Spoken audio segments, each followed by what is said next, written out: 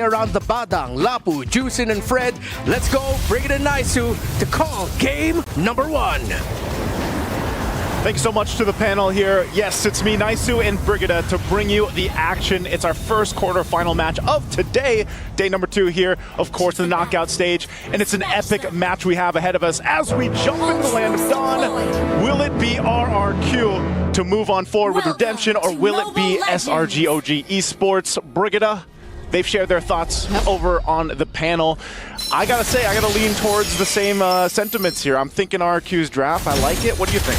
I have to agree with them as well. There are just too much things that RRQ have already secured even prior to that game in terms of picks and in terms of battle spells, which will make things a lot more easier.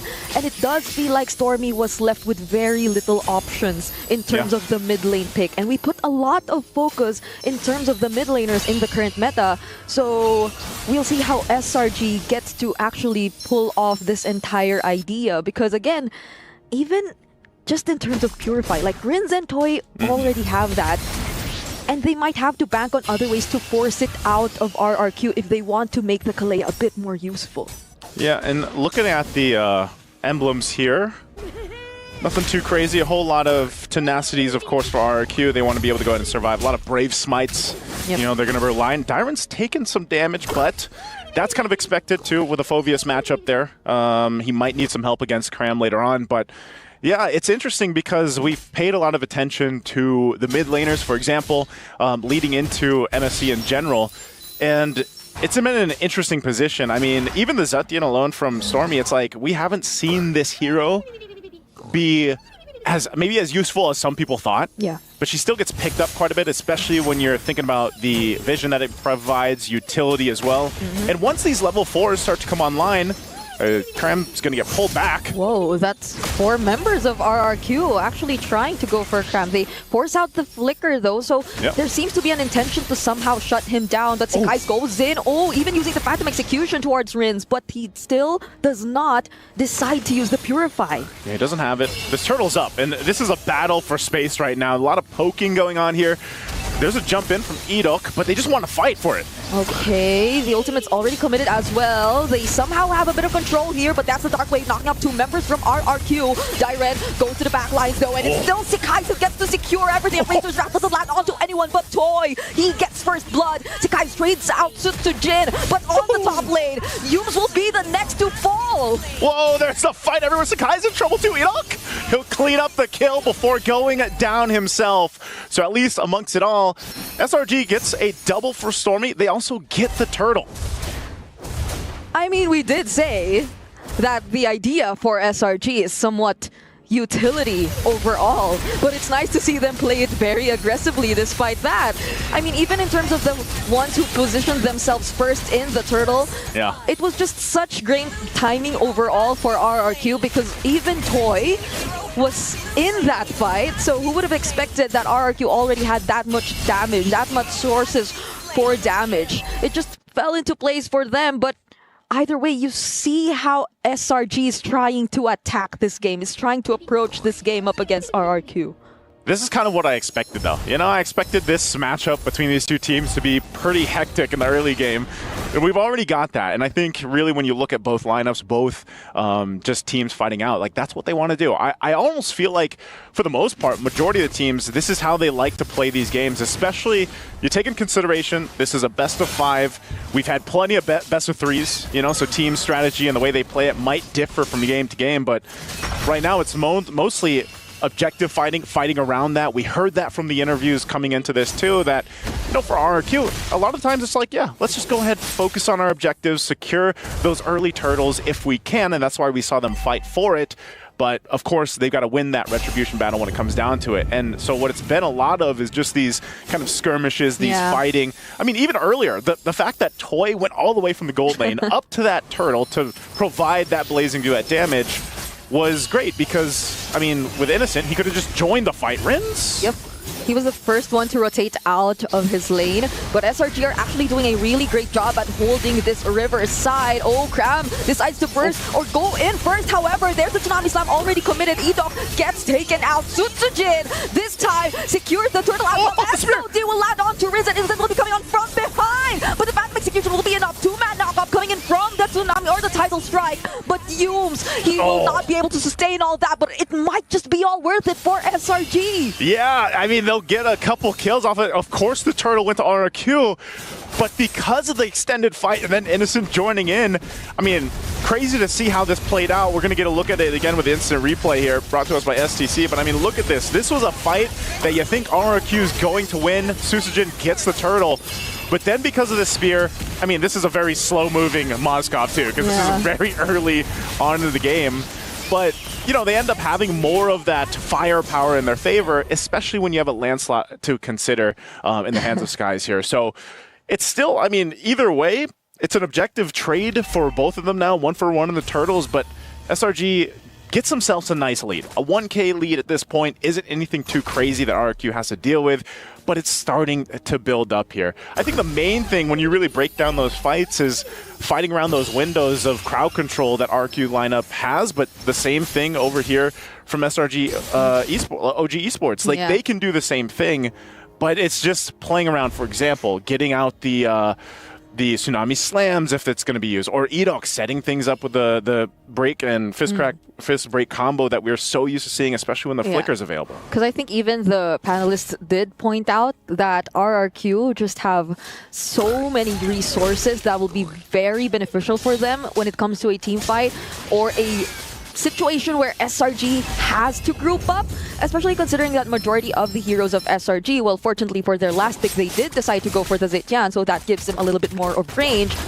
They literally have to coordinate and be together in order for them to maximize their potential, their capabilities. But EWC goes in with a flicker, gets to catch only Crab because Stormy still has the flicker, but the Fury of the Phoenix will be used to counter against RRQ. Yumes from behind trying to hold out some of the other members. Bravest Fighter already committed by Dyron as well. There's another fifth break catching 3, but Toy might not get to target anyone with the blazing duet. Sekai this time gets the Turtle Praetor's Wrath, lands onto Yumes. Sutsujin holding everyone down all by himself, but SRG, they might want to go for it. Fortunately, RRQ are able to run away though. Cram just took so much damage and bought so much time for them in that fight, and then Yumes holding on to the Tsunami Slam for the right moment is what really allowed them to gain control around that last turtle of the game and win that fight. It just didn't seem like RRQ was able to go ahead and get the advantage they were looking for. You know, there was a great amount of damage from the Appraiser's Wrath from Sutsujin, but still, they weren't able to win and out. Sakai is going to be out just fine in that exchange, but what a good fight for SRG there. All of the good initiations, you see them come in from RRQ. Yeah. But eventually, SRG.OG, they're just so consistent in finding ways to bounce back, to counter-engage up against this team of RRQ, up against all those potential fist break, fist crack setups we see that come in. But there's a conceal play coming in from RRQ. They don't fully commit just yet, though.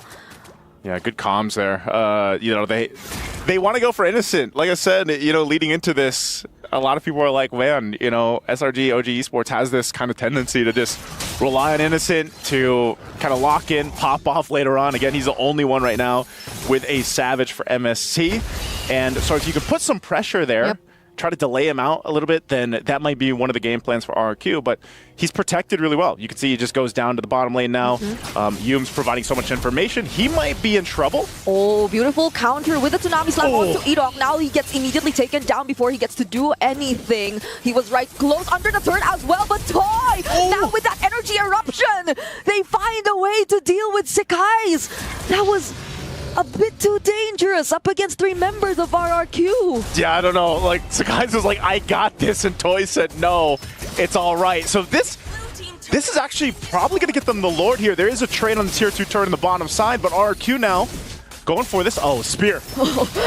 Okay, yeah. Oh, we've seen too much. We've seen it too much, Brigitte. You know, you kind of hold your breath a little bit. We've seen too many Lords, too many turtles taken with the Spear Destruction from a Moskov, but RRQ gets themselves a Lord, which is going to be not too devastating, I feel like, again, but they did whittle down some of the gold that was building up here in comparison to SRG.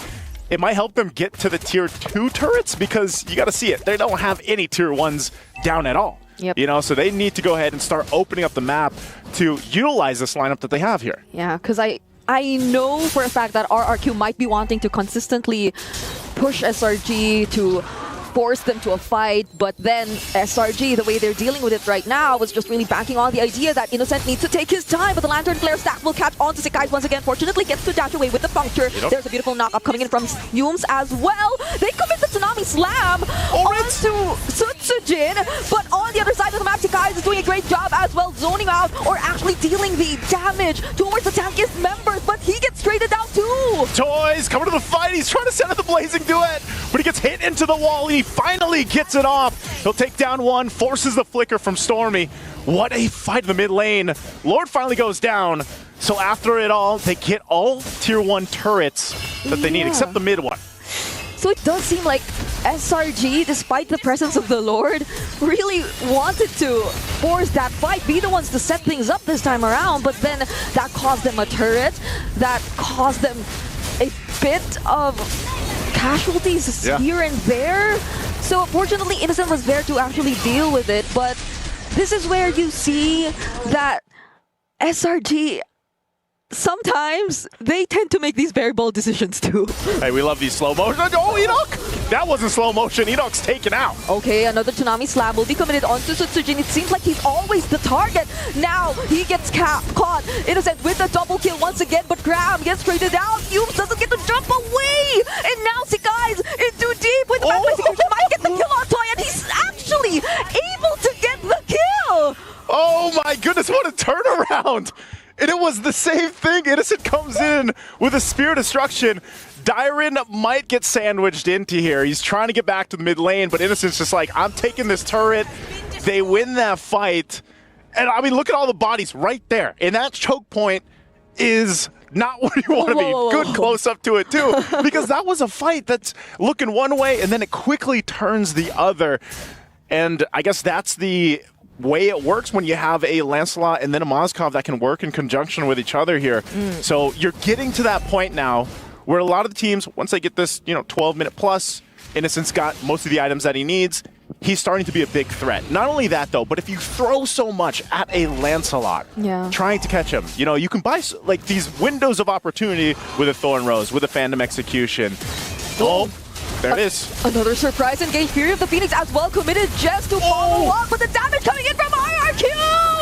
It just seems too much. Toy doing a great job at dealing damage. Innocent all alone up against 4, and he won't be able to handle it anymore. Oh, that was such a good kind of fight back from RRQ. Sekai's is still up. He might still try to delay them. It's only Innocent and Cram that are down.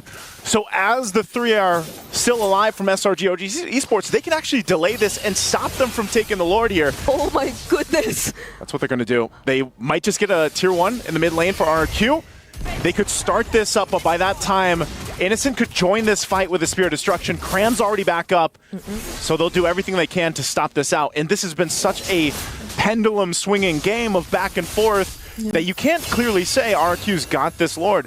SRG will fight it out too. So now with everybody back up, they're ready to fight for the Lord here. Yeah, they gotta be cautious. They gotta manage the waves down bottom first.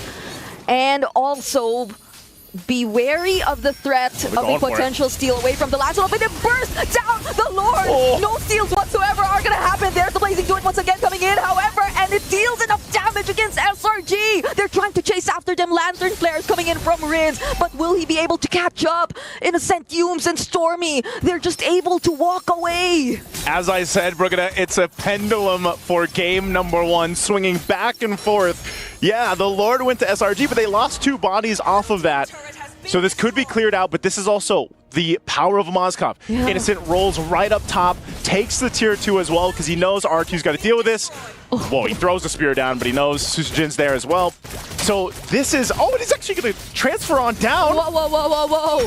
That is a very brave move, and now with the Blazing Duet, Innocent bursted down. Riz gets the final blow as well, but will he be able to keep himself safe? He will. It's a double for Riz lands on the Jushin. Hey, I guess they decided let's just go for it.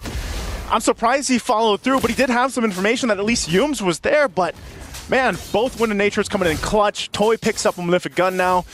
This is still an even pretty much game across the board. Both teams really close in terms of turrets that they have, but RRQ is going to want to start to go ahead and have these better fights. I mean, a lot of the fights are started up from Yums. Anytime he has a flicker, even if he doesn't, he can kind of just jump on in, Tsunami slam someone, and force RRQ to fight. And there has been some close calls where it's like, you know, oh boy. Okay. Not even the orange buff comes for free. Sakai's, he should get out. He should, and find a way to try and get out, but that's 4 members that'll try to pin him down. They definitely do not want to allow him to escape, and that's how many seconds at least. He will make it in time though, but yeah, I feel like those are things you should not be doing anymore if you want to, like, just hold on to whatever lead you had. And I said had because it's gone. It's gone. They had one, but jumps on in. There's a passive though. Oh, but it still doesn't keep Stormy safe. Yums might get bursted down next. Another double from Rins. Literally trying to work on that redemption that we've been talking about.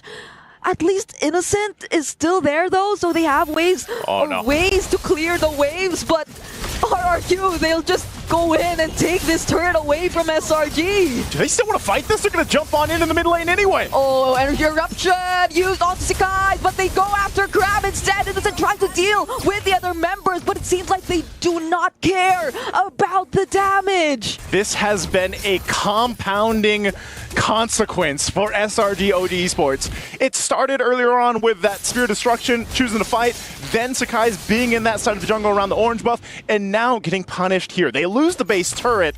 RRQ's swung 3.5k in their favor, and the Lord is up. They're feeling confident about this. They'll start it up. SRG's going to get in position here. They will force this again, probably with Yums, but they're going to get caught here.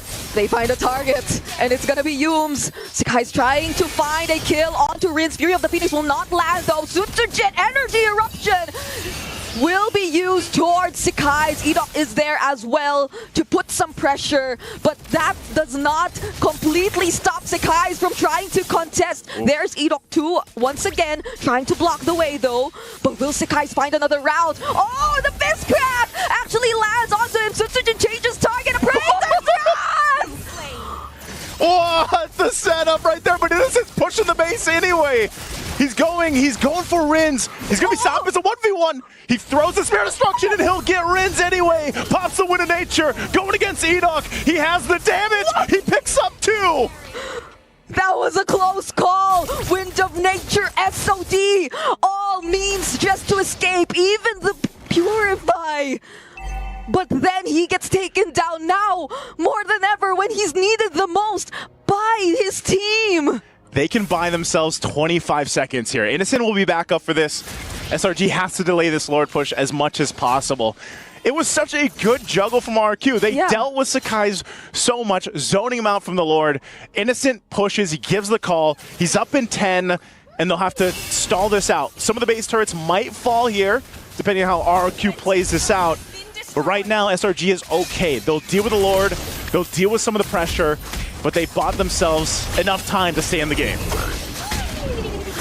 The pendulum is becoming too real for this game, and mind you, we're already at how many kills? Like, if you do the math, 26 plus 19, that's like... quick maths. That's, I don't wanna... 35. Wait, no. No. That's Wait, see, this is how it affects our brain. That's 45.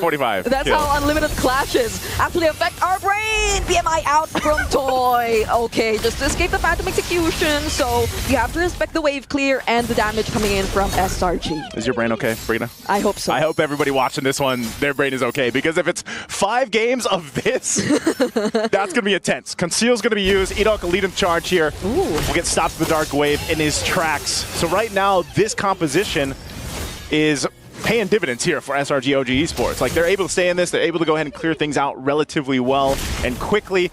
And it's actually pretty difficult for RRQ to start up a fight. If they have to do anything, it's on EWC. He has to use that conceal like we just saw him, or, you know, flicker on in and set things up. But that's why the majority of this game has all been a decision from SRG. They've been the ones starting the fights. They've been the ones choosing that that route. And clearly that can work for them. But I feel like even for RRQ, you got to start to transition to be like, all right, how do we make sure we don't get just like pushed off the map, be it from Innocent? Because with that base turret down now, that's something they can play into. Good thing the Lord is on that side and not the opposite side, so that alleviates some of the pressure. Oh, EWC! But even in just the orange buff, they decide to pick a fight. EWC gets bursted down, however, Immortality already popped, and Guys will be able to find the kill on the did!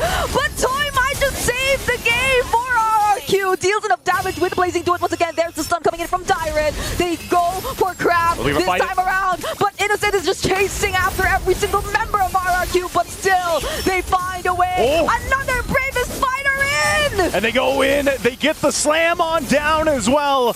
Innocent, Immortality's still gonna be popped. He finally goes down from Rids, and RRQ pushes and pulls their way to win this team fight. They'll get the wipeout.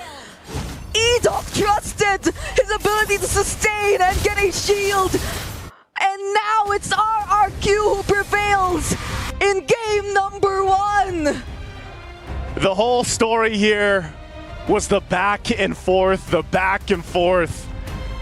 pendulum for both teams. And this time around, RRQ gets game number 1. What a phenomenal match 1 in this best of 5. Again, if we get 5 games of this, I think we'll all go home happy. But this is a close one, Brigitte. I mean, both teams look so good there. That was too close. I mean, you would think that RRQ would be the ones who were in a little more riskier position since they forced the fight close to SRG.OG's base in a situation where they could have possibly had an easier way out to regroup or re-engage, but the way RRQ was just able to sustain all that, find the right timings to go in, especially for Toy. I must say, the timings Toy had using the Blazing Duet saved the team fights for RRQ multiple times. Not only that, but Dyron. Like Dyron, even in that last fight, I mean, he was doing this all game, but this was a Lapu game of crazy proportions. Even that last fight,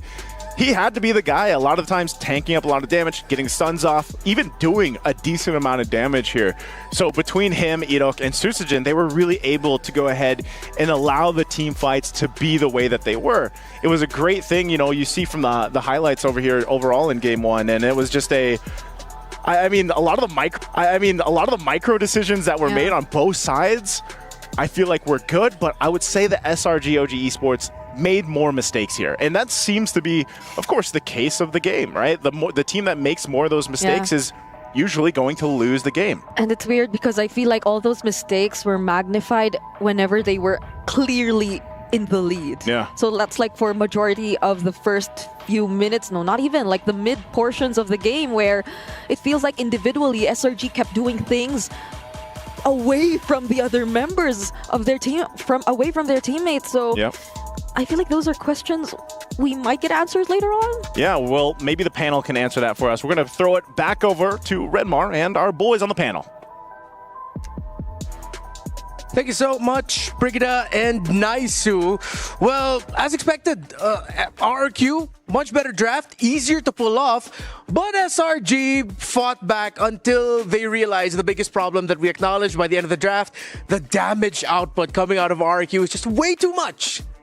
Yeah, I think not just the damage output, Toy was able to come online, but for me, top 5 players of the match, Dyron. The guy was a monster, and even though SRG throughout the beginning of the match was able to kind of check RRQ, there was one player they weren't able to check the whole game. Yeah, if Dyron doesn't get the MVP, I don't know what to say, right? Like, he came out swinging from the gates. He was the only person who was walking out of the mid game with any sort of lead whatsoever, second to only Toy, and even then it was by a very small margin. The only other person in terms of raw execution that was doing well was EWC. So it's wild how crazy and how close the margins were. Yeah, if you remember Lapu Lapu, if he gets to snowball very quickly, he's the hero that shines in longer engages. As the game went on, you saw that SRG were able to drag things out in terms of team fights because Innocent was also staying alive.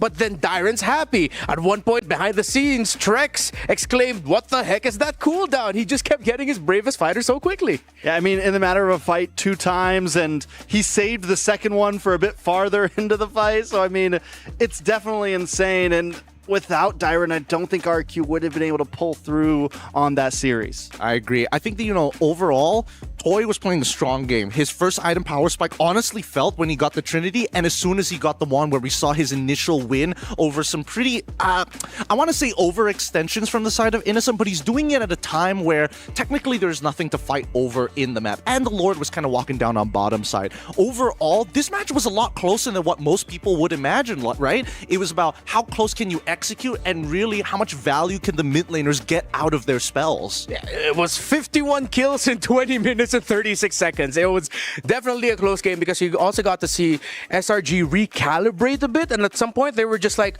okay, these team fights are a struggle for us. Let's just see if we can get Sekai's to get the Lord, get Innocent to split push, which was unfortunately just checked really well by RRQ. Real quick though, I want to look at the Sekai's here. Do you think this was more of a, he had way more mistakes than he had good moments for Sekai's, or was EDOC and even Susujin just checking him way too good? I wouldn't even say that. I don't know. I don't think Sekai's made too many mistakes. In the beginning of the game, I was literally honoring him with how well he was sticking close to his team, even though he was Assassin, playing around Innocent. SRG played their composition very well. Better than what I thought their draft was going to do, honestly. Yeah, agreed. Yeah, I think this is one of the few examples of an MLBB game that is by far the most exciting because both sides understood what their compositions wanted to do, and trading is a top priority. You never kind of want to walk away saying, oh, I lost 3 for 2, right? You always want to be 1 for 1, 50-50 every single time you engage your opponent. Well, these two teams have set the bar not only for the series, but I feel like for the day with that monster 51 kill game in game number 1. RRQ or SRG, let's see what adjustments will be made when we come back from the break for game number 2.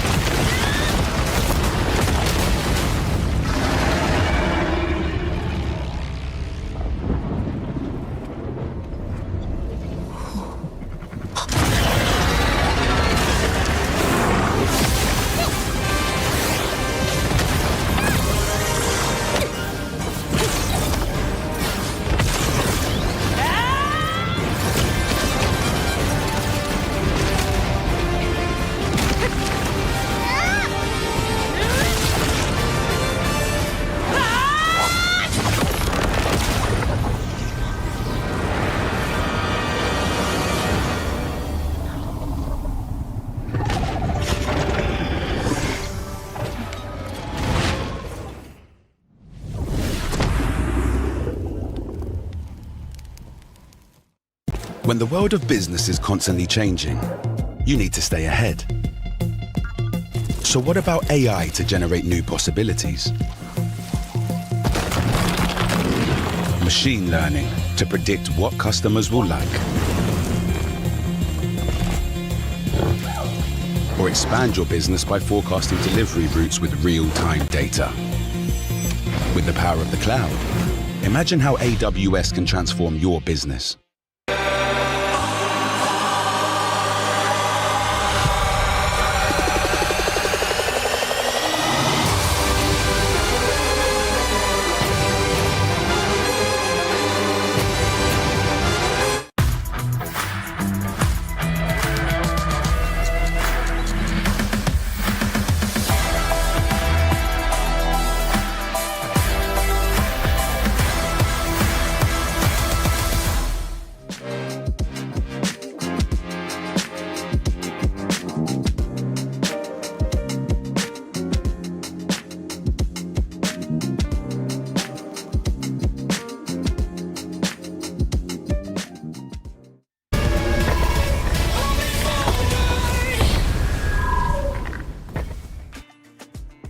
Welcome back to the panel here at the Mid-Season Cup 2025 of the Esports World Cup. Still here with Renmar, Gideon, and Trex. And before we head on over and continue this series, we kind of need a bit more info and context as to how RRQ and SRG ended up together. Let's watch this.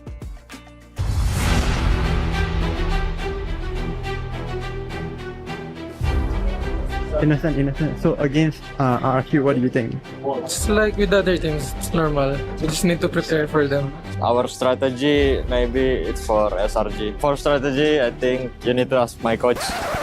Let's go. Bang, di interview, kenapa pick SRG? SRG requested. No, it's lie, he lying. So Jin, what's happening now? Oh, now we are doing device setup. Nggak boleh kepo lah, rahasia. No, why cannot? Rahasianya kami akan main. Nice. We're doing the rehearsal, guys, because so we know what we're gonna do in the match day. Can you bring me around? Yes, let's go. And this one is Innocent. Your manager. Say hi. And our manager, guys. Yes. And this one is Sky Twins, the last season MVP. I think that's all, guys. Well, this is something cool. This is our key, and we have different than others because we are the defending champion, right? So we have the crown in the middle. Good, right? Shut up him. To perfect the storyline, we need to win. Confident can win. Ya, insyaAllah dengan doa-doa korang, kita orang boleh menang. Can you? Semoga dimudahkan. Amin. For Yums, do your best and let's give a good match. The beast at the gate is Innocent. And in that game number 1, though he did have a fantastic game, he was somewhat tamed by RRQ. Or dare I say a little bit more control. They weren't able to completely rein Innocent in. Yeah, no, at least coming into this game, I'm a little more excited for it because it looks like Toy is up for the challenge. He's ready to go toe-to-toe in lane against Innocent and even during team fights. Yeah, and what's interesting about Toy is it seems like a much more controlled aggression. And not saying that Innocent's out-of-control aggression is bad. It's where we get to see those saves that we saw on that Lord right before that Lord push. Something that completely put SRG, kept them in the game for a bit longer there. But I think Toy is definitely ready for this. It's a stat check, it's to keep RRQ in play. Yeah, and if you want to be a beast in Game 2, similar to our players, you can go ahead and grab the MSC 2025 pass. Again, it's only available up until August 7th. It's 20% off for the entire period. Don't forget to get Nathan's new Archon of Knowledge skin, one of my favorite MSC skins that we've ever released. And you can also get MSC coins, the battle mode, the returning skin of Atlas, the Jawhead Space Explorer skin, and many more rewards. You do not want to miss out on that. All right, so drafts for game number 2. We were unanimous that RRQ drafted a much easier lineup to pull off. SRG kept up with them mechanically, but I think now the focus shifts away from the center of the map. You're really gonna have to look now at what Dyron ends up with and how well Cram, with his pick, can stop Dyron from doing what Dyron does. I want to agree with you, but at the same time, what it really boils down to is whether or not the mid is going to get affected because of Dyron on the other side. Look at this quote from Rins. Yeah, he did mention that during M6 that he wasn't completely in the zone. There were a few things that was sort of bothering him, but now in that game number 1, it really didn't look like it. He was very confident on that juice in. Cut to Innocent, taking him out right at the base. Fair enough, but that's Innocent things, man. Innocent can do no wrong right now. But I want to touch on what you said, Renmar. In terms of draft, honestly, SRG's draft won me over halfway through that game. I don't think their draft was any worse than RQ's, but I will agree that I think RQ's draft was a bit harder to pull off. There was a bit more things that they had to do in sense of hit certain skill shots. The timing of that Fury of the Phoenix had to always be perfect, whereas RQ's draft was just a bit more straightforward for me. Everyone had a very easy objective. I agree they had a very easy objective, but then it's really your coin flipping every single time for SRG, right? It's like I have to mechanically outplay you, and Sutsujin's only worry is, am I going to get Tsunami slammed, and can I lock down Sakai's? As we head into the draft for game number 2, surprise, surprise, what I have been telling everyone should be the pick of MSC 2025, the Akai, is banned in the first phase by SRG. So do we see a Fredrin ban as the last one from SRG? Pure target onto Sutsujin, because it's true, all we've seen from RRQ so far is utility jungle. Oh, they're trying to get Sutsujin into the assassin mindset. Let's go toe for toe, ninjas in the jungle, baby. I think they actually won't ban out the Fredrin here for the side of SRG. I think they actually want Sutsujin to be on the Fredrin, because then it is more straightforward as to what they want. At least for the side of SRG.OG esports, right? I think even if they get the Fredrin at this point, it's also not too bad. Ooh, the Ruby ban for the side of RRQ. It's because the YSS could have been open, and essentially you take out the Ruby, YSS is now sort of softly taken away as an option. I think YSS is going to get first pick by SRG's side. Yeah, it's something they've picked up before. It's something we've barely ever seen. I think they have to pick it up. But against, how does it fare against the Fredrin? You get hit by that taunt when you come in? Is it? I feel like it could be something similar to the Joy, where if you come in too close, you're in a kind of a bad spot. Well, I mean, it's the same problem that you have with Lancelot, right? You're basically trying to use your iframes, the traceless in this case, to kind of stay ahead of the game. But honestly, let's see, right? Because Yishin Shin has been picked up whenever it is open, especially when Red Side doesn't ban it for a majority of teams. Yeah, and if they go YSS here, that means SRG could end up with a double carry at most. The double marksman strategy that we've been seeing all throughout MSC. So RRQ still going to lean into the juice, and now Kaleo combo at the center of the map with strong control. I think SRG, they need to take a page from RRQ's book, and they might want to consider picking up the Badang now. Badang could definitely be clean. Maybe lock in their mage a little earlier this time. Oh, yeah. I think that could definitely be a possibility as well. But now that they have something like the YSS, I'm excited to see exactly how it plays out. I think right now what it's riding on is whether or not you can get a winning matchup for the side of EXP. I'm trying to think of synergies right now, because that's what blue side, especially within this first phase, really set up for. Can we set up for second phase strong synergies or strong laners? And in this case, it's going to be strong laners for the side of SRG. The CC, I'm okay with. The Farsa, I'm a little worried for, considering that, Gatot hasn't been picked up as a counter engagement. Yeah, really great pick here by RRQ, considering that you don't have to worry about the Fovis on the other side, and you needed someone to reach that Farsa. Arlot's a great pickup for Dyron. Yeah, but at least I will say with them picking it up this early, there's not as many counters as RRQ had last time against some of those long-range mages. Yeah. So I think this could be comfortable. The CC, though sometimes we see the XP lane get pushed back into second phase, CC's just solid overall, right? She can't really do any wrong. You do kind of lack your crowd control here a little bit, but they can make up for that in second phase. They take away the Granger, so they're taking away the reach as much as possible from Innocent, but then RRQ doesn't have enough pieces right now to actually make, if ever hypothetically, they decide to go Harith in the gold lane. I mean, they don't have to go Harith, right? There's still Moskov available. They can still play Claude if they wanted to as well, all of which do pretty decent into the Farsa at the end of the day. We've seen that Toy is actually pretty capable of taking on, Innocent's Moskov in a 1v1 scenario. And even then, I'm still a little worried about a couple of things. Number one, whether or not Gatot is a consideration for RRQ for banning, or whether or not SRG is going to completely take out the Fredrin at this point. There we go.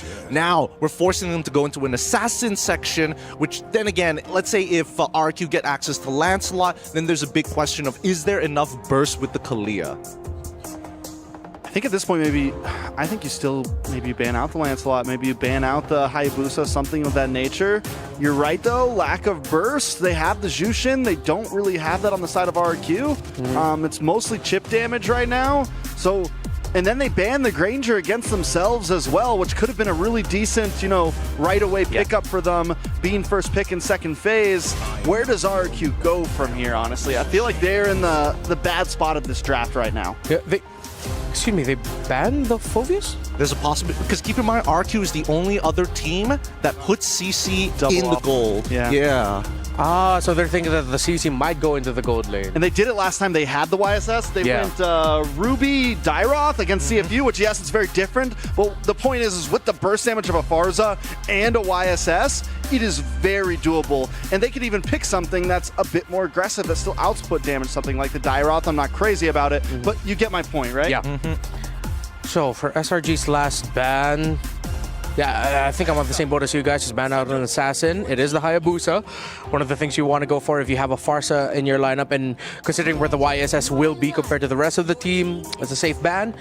Then they do end up picking the Harith away from the side of SRG if ever SRG was looking for a more traditional carry in the gold lane. So are they gonna lean into the double fighter setup to supplement this YSS is the big question now for SRG. I think it's going to be really difficult to actually go for this like double fighter setup at this point, because yes, they've got the damage, but at the same time getting picked off from the side of RRQ is also highly likely, right? They've got good ways of disengage, they've got a great pick-off hero in the Kalia, so sustaining through the damage is always a possibility, and I think the only one that we should be worried about was the Ruby, but it's already banned out. So it forces SRG, unless they've got some really deep pockets in that gold lane, to say, hey, Innocent, what other fighters can you play? Definitely something. They go for the Claude, though. Still need a roamer, and I think they need some crowd control. They do take the Gatot, solid, something that can still hold down the front line. On the side of RQ, they need some physical damage at this point. I think the Lancelot's probably their best option here. They can go Lance, they can go Ling. I don't think there's anything else that's pretty crazy, but I think that SRG are banking that's like, sure, you could play Ling, but then you're late game. If you play Lancelot, the first two items are the most important, and we don't believe in your mechanics enough to get away with it. Yeah, you need the raw damage. The Arlot and Kalea, with what SRG is looking like right now, might not be able to last that long. So they do go for the Lancelot. They get that burst. How are we feeling about these drafts? Which team are you siding with? I really like the SRG draft right now. I think it's very straightforward. I think it's clean. I think it's a bit simpler than what they tried to do last time. I think that it's still going to be a 50-50 between the two teams. We're going to see something very similar to the last game. Yeah. A bit of a switch in roles, but I think SRG's lineup will scale much better. I'm on the same boat as Trex here, leaning a little bit more towards the SRG draft. But let's see, maybe Darren might pop off again for RRQ, completely throwing her predictions out of the way. So, bring it in, nice. What about you two? What do you guys think about the draft for this game number 2? Thank you so much, panel. I'll tell you what we think. I'm going to go with RRQ here. I think they had a great game last time, Brigida. Dyron was locked in, and he's got the Arlon in his hand. That is a little more risky, though, because we've seen some final slashes change the course of games, either for better or for worse. So you guys can let us know in the comments as well what you guys think, who has the better draft for Game 2. Welcome to the Land of Dawn here. It's this best of 5 to move on forward. Brigida, what do you think? Are you going with the boys on the panel? Okay, I think we're going to be split in terms of what we think when it comes to the draft for game number 2, because as much as I wanted to side with RRQ as well, granted what they were able to accomplish in game number 1, and given that they had the Jushin Arlot combination that could be paired up well with their other heroes, the AoE that SRG has right now and the type of lineup that they have looks too good in terms of team fights. And well, they must be played to coordinate well enough to be able to make things work, right? And if that's going to be the case for SRG.OG heading into this game, then things may be, one, a lot more simpler and a lot more better for them, I feel. I feel like the early game, especially when these level 4s are available, RRQ could really punish in the early objective takes for the Turtles. A lot of that, again, comes with the fact that that is just the power of a Kalea. That's why a lot of teams like to go ahead and pick that up. You also throw in the Arlot, that kit to go ahead and help you out. There's a whole lot that they can do in these early fights that gives them a advantage when it comes to early team fights. Now, where does SRG.OG Esports come into that? They have just quite a bit of damage early on, which they can go ahead and do. Taking a look at the first blood rates here, this is how much these teams like to fight, as you can already see here. Yumes, he should be fine. He's pretty tanky. Yeah, literally fighting in as early as now, less than 2 minutes into this game, but we've seen some early first blood. Yeah, 30 seconds or so. 26? 26. There has been one, which was at 26 seconds. That's true. That happened in the group stage, so we're yet to see that happen in the knockouts because teams tend to play a little more cautiously, and that's for sure, but that does not seem cautious at all. What a surprise setup coming in from Dyren. They get to burst down Rids first. However, Stormy trying to hold on to dear life, but he won't be able to survive that as well. Sutsujin freely gets hold of the objective for his team, but it's a beautiful curtain call. Yo-Yo Blitz coming in from Cram. Finds a way to respond to RRQ, but Dyren, he buys some time for Sutsujin to steal away the orange or the purple buff. Okay, a whole lot happened there. Sutsujin should be fine. He's gonna throw no. Never. Oh, he's so close to dying. Again, earlier, even Sakai is getting that charge up, the shot in there, but man, so Turtle goes to RRQ. Yeah. That was a fight started from the final slash like we've expected to happen there. But even when you get that down, if you are in a position where you're kind of outgunned, outdamaged, that's what I was saying with SRG's lineup, they have a lot of good early damage. And so when you jump into that fight, and mind you, 2 of those kills went to Cram, so this might be one of the games where it's like Cram now has this lead against Dyren. He's got 2 early kills on a CC, which is going to allow him to go ahead and duke it out, but already up top. And 3 members are going to actually punish him right there. So as you mentioned, they are looking to secure that early advantage for Cram once again. And I believe this happened earlier too. They just have to really keep it close. But the Zaman Force already committed by Toy doesn't get to actually fully answer back though. The BMI for the Claude has been such a crucial part as well in the way that he's able to keep himself safe. Has to be extra careful though because the other members of SRG.OG are also down bottom as well. But going back, okay, we can't even say anything about what happens in terms of the lineup because for now, RRQ will try to burst down Yums. Is it the right decision? However, Sakai's actually pretty low as well. They're doing a great job at just sustaining and holding on despite all that early game damage you mentioned. Brigada, it's still the same thing. Both teams going back and forth already in game 2, just like they did. They're looking to make a play up here on Cram. Oh, nice final slash. That's a beautiful lantern flare, final slash, but now they get tied with the curtain call. Both Edok and Dyren get taken out right before the turtle. See, that's crazy because like RRQ just ends up, you know, surviving that whole interaction in the mid lane. They could have just started probably the turtle. They go for a play up top, and now they're going to lose this objective over to SRG. Cram will go ahead and zone out as much as possible. Sutsujin, and they might get some more. I mean, they have to respect this. They flicker forward. Such an aggressive decision coming in from RRQ, and that cost Rin's his life. Dyren still decides to go in, though. Does use the final slash. Will he get the kill onto Sakai? He actually does. A nice follow as well coming in from Edok, but the blazing do it from Innocent might force them to get away. Zaman Force already committed by Toy, but will he be able to find a trade? Edok will fall next. Crab battling up against Toy, but finds a way to escape, but no! Hey, if they want those kills, they're going to go for it. So many aggressive flickers being used. Finally, Cram goes down because he was 5-0 for a second there. And RRQ had to get something. They had to get a shutdown going. We're going to look at the instant replay here from STC. This was all started. Look at this. With a flicker. Rins goes forward. They get caught in a bad position, but still, it also brings it to a fight here where then Dyren can join. He uses the final slash, but this whole time, both gold laners also rotating towards this fight.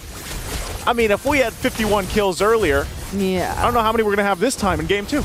We might be exceeding that even if the pace keeps going like this, but even despite the early lead that Cram was able to establish, or SRG.OG was able to establish for their XP lane, RRQ are actually the ones who get to convert into a turret first. There's not too much of a significant lead in terms of the other laning matchups. It's just mostly really on the EXP lane. And so RRQ, I feel like that's one thing you'd really have to look at because they tend to overextend in a way. I mean, we're still in the 6-minute mark of the game, yes, but these are decisions that can immediately be punished by a single curtain call, and that applies to whoever decides to go in, be it Rins with the flicker on the Jushin and whatnot. So like, those are things you have to calculate a bit more if you were RRQ. This is good, though, from RRQ, because, again, you know, based off the rematch that we remember seeing, or the match we remember seeing from M6, RRQ definitely comes into this series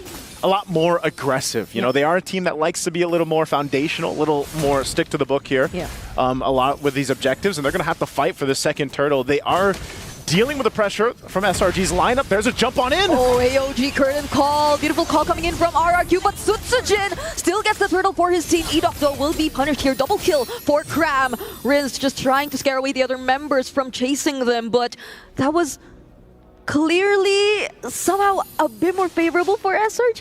Yeah, they get a couple kills off of it. They get some pressure.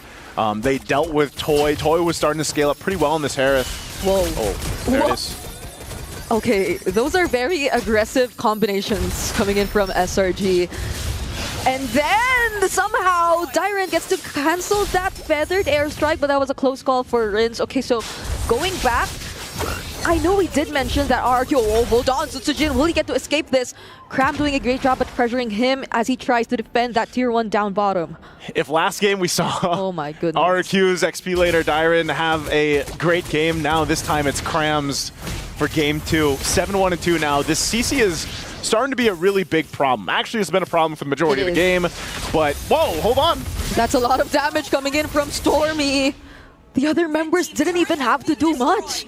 They just stood right in front of them, blocked their way to trying to cancel Stormy out or answer back, and now that's a Zaman Force coming in from Choi. Tries to burst down Cram, but he gets to bounce away. So not even, like, SRG can afford to do those kinds of plays because they have the mobility to keep themselves safe. That's one of the things that the panel is really trying to paint a picture here too. You know, there's, in terms of damage potential from RQ, it's a little bit more difficult because yes, you need the scaling from a Harith, but again, if Sutsujin hasn't been able to utilize much because of this zone potential that a Pharsa gives. I know Gideon mentioned that he was a little worried about it, but so far it's working really well in terms of damage. And that's all the Pharsa really does. Like, you are a big artillery setup for your team to play around that feathered airstrike. And they've done so well at catching targets. I mean, you lay that down, you have an Avatar of the Guardian, you get to jump on in. It's such a damage zone of that RRQ wants to stay away from because that Innocent can just come through with the Blazing Duet. So we're seeing a lot of these ultimates from SRG.OG Esports work really well in conjunction with each other, and it's RRQ that's trying to scramble and be like, how do we approach these fights? What do we do? Because a lot of that is this final slash. Oh, Phantom Execution doesn't connect, but they still get the kill on Stormy. However, one man down for SRG.OG. And that is one way you could also use your resources in conjunction with one another for RRQ. Like, just take them by surprise like that. They want to take down one of the biggest damage dealers. They're going to be fine. There's the initiation, though. 2 or 3 man knockup done right there. But with the Blazing Duet, SRG.OG are actually able to hold out. It's a triple for Cram. Could possibly be a maniac. And he finds it on the CC. 11-1 and 3. And he's going to get the Lord. Cram is right now the team. He is doing everything. Yeah. Look at this. The initiation comes through, but Cram is fine. With a Vengeance, with as stacked as he is, he just does so much damage to RRQ around here. And, you know, you're sitting here, he gets a Maniac, and then they get the Lord. Like, how do you stop this? And this is such an interesting thing because CC takes a very specific lineup for it to really work the way it has. But so far, it's been phenomenal in the hands of Cram for game 2, and this is giving a huge swing in favor for them. RRQ doesn't really have an answer to deal with this. We usually see CCs do well in damage, but look, he's sitting at #1, pretty far ahead of a Pharsa. That is insane that he's actually able to do that. And also, a lot of this has to do when he jumps on into this, he pops the Vengeance, and he's fine. He's also tanky and does so much damage. Yep. That'll be a lot of bounty if ever they do get to find a kill onto Cram, but that might be something that will be a bit tricky to pull off if you're RRQ because you have to pay attention to a lot of other stuff. Because the other members can decide to go in whenever they like. There's the AOG, there's the Blazing Duet, and right now you're seeing the Feathered Airstrike. They'll have to work on clearing and taking down the Lord first before they proceed with anything else. And looking at it right now, Dyran does have the Flicker if they'd want to decide to go for something, but you'd also have to consider, would it be best to actually use it as a means to cancel out the other members of SRG.OG instead? But he decides to use it as a setup, gets the follow-up from the other members, and Sekai is the first to get targeted down, but the AOG denies Sutsujin of the escape, and now Innocent goes in with the Blazing Duet, will find the kill onto Rinse as well, and the Feathered Airstrike will nearly catch up to EDOC. But that was clearly a decision by RRQ. They wanted to force a fight right there. That was a risk, if anything, Brigida. I mean, they chose to fight. They thought, you know, we clear the Lord, we can handle this, we're going to go for it. Now they're going to lose this base turret. And even so, it's been time and time again where we've seen this final slash used to start some of the fights, and RRQ ends up just losing it. And that's really tough because you got to think, who do you final slash? How do you win that fight? Because even if you slash Cram into the equation, again, he's going to pop the Vengeance. He's going to be able to go ahead and just kind of bounce around the team from RRQ. And that was also the window for Innocent to go ahead and come in with that Blazing Duet. So you're just in a really tough situation if you're RRQ to make this lineup work. And it's really showing that the draft difference here. I mean, from start to finish so far, SRG.OG Esports has just been able to go ahead and capitalize on a lot of the decisions they made, but also just the way that this lineup works. Now it gets even more difficult to deal with Cram because he's got an immortality. And he's still on that 11-1 KDA. Now we put a bit more highlight on him. Also nearly, or actually completed his build already on the CC. So that just adds up to the reasons that RRQ might find it a bit more difficult to deal with him, even if you want to potentially take him out first as probably one of the members who gets to extend a little bit further deep into the fight. But even when they decide to go for him or the Tsunami Slab, it does not seem to be the best possible decision. Toy gets blasted as well. Sucijin tries to go for Stormy, but just repositions with the Wings by Wings. And Innocent decides to go in as well with the Blazing Duet. They might actually try to go for this base turret. They're going to jump into the base. They don't have any waves pushing in the mid lane just yet, but they can go ahead and wait for that one in the bottom to come up. They will just ignore the Lord, it seems. There's still 10 seconds on Edok to come up, so we'll see if SRG decides to end the game on this push. There's a concealed play. They definitely want to look for something here. Final stack already committed by Dyron, but Innocent, he will just be targeting the turrets right here. Dyron buying a lot of time, but the curtain call is already committed onto him. Gets bursted down as well. There's a Tsunami Slam, but Edok, he won't be able to sustain. And now SRG.OG, they equalize the series. No sweeps for this one. We didn't think it'd be that case anyway. 1-1 into the series now. What a dominant game game 2 was. I mean, there was some moments where it was a back and forth, you know, but ultimately, hey, it was Cram's game here for game 2. Definitely saw what Dyron did in game 1. He's like, hey, I can do that too. You could forget everything that happened in game number 1 with that performance from Cram in game number 2. Yeah. I mean, he, again, a maniac. He got a maniac. On the CC. Top of the damage meters. Like, this doesn't... Like, this is what we wish our XP laners in our own games would be like, you know? I mean, like, he was able to just go ahead and do so well with this. And again, I want to say, as we look at the highlights, a lot of it had to do with that early damage profile that comes with this kind of lineup, with the fact that the timings on a lot of this were also on point. They had to utilize the Avatar of the Guardian and that Feathered Airstrike really well with each other, but it also worked well with the YSS. I mean, this was the first pick in the draft because of the reason that you get some of that additional map presence. You know, you're able to go ahead and spot things out. So, amazing game here for SRG.OG Esports. We're going to be throwing it back to the panel to go ahead and see what their thoughts are about game number 2. Nice, are you throwing a bit of shade towards me? I'm usually the EXP laner that you are paired up with when you're playing your Cho. I can play CC like this too, but yeah, definitely Cram was the guy for SRG, setting it up with Yumes, and you two have some very strong opinions about this game number 2. Yeah, I mean, it's like we came into this series focusing on gold laners, focusing on junglers, but right now I think the focus has to be on the EXP laners. After an amazing game from Dyron on game 1, Cram comes in and just completely flips the script.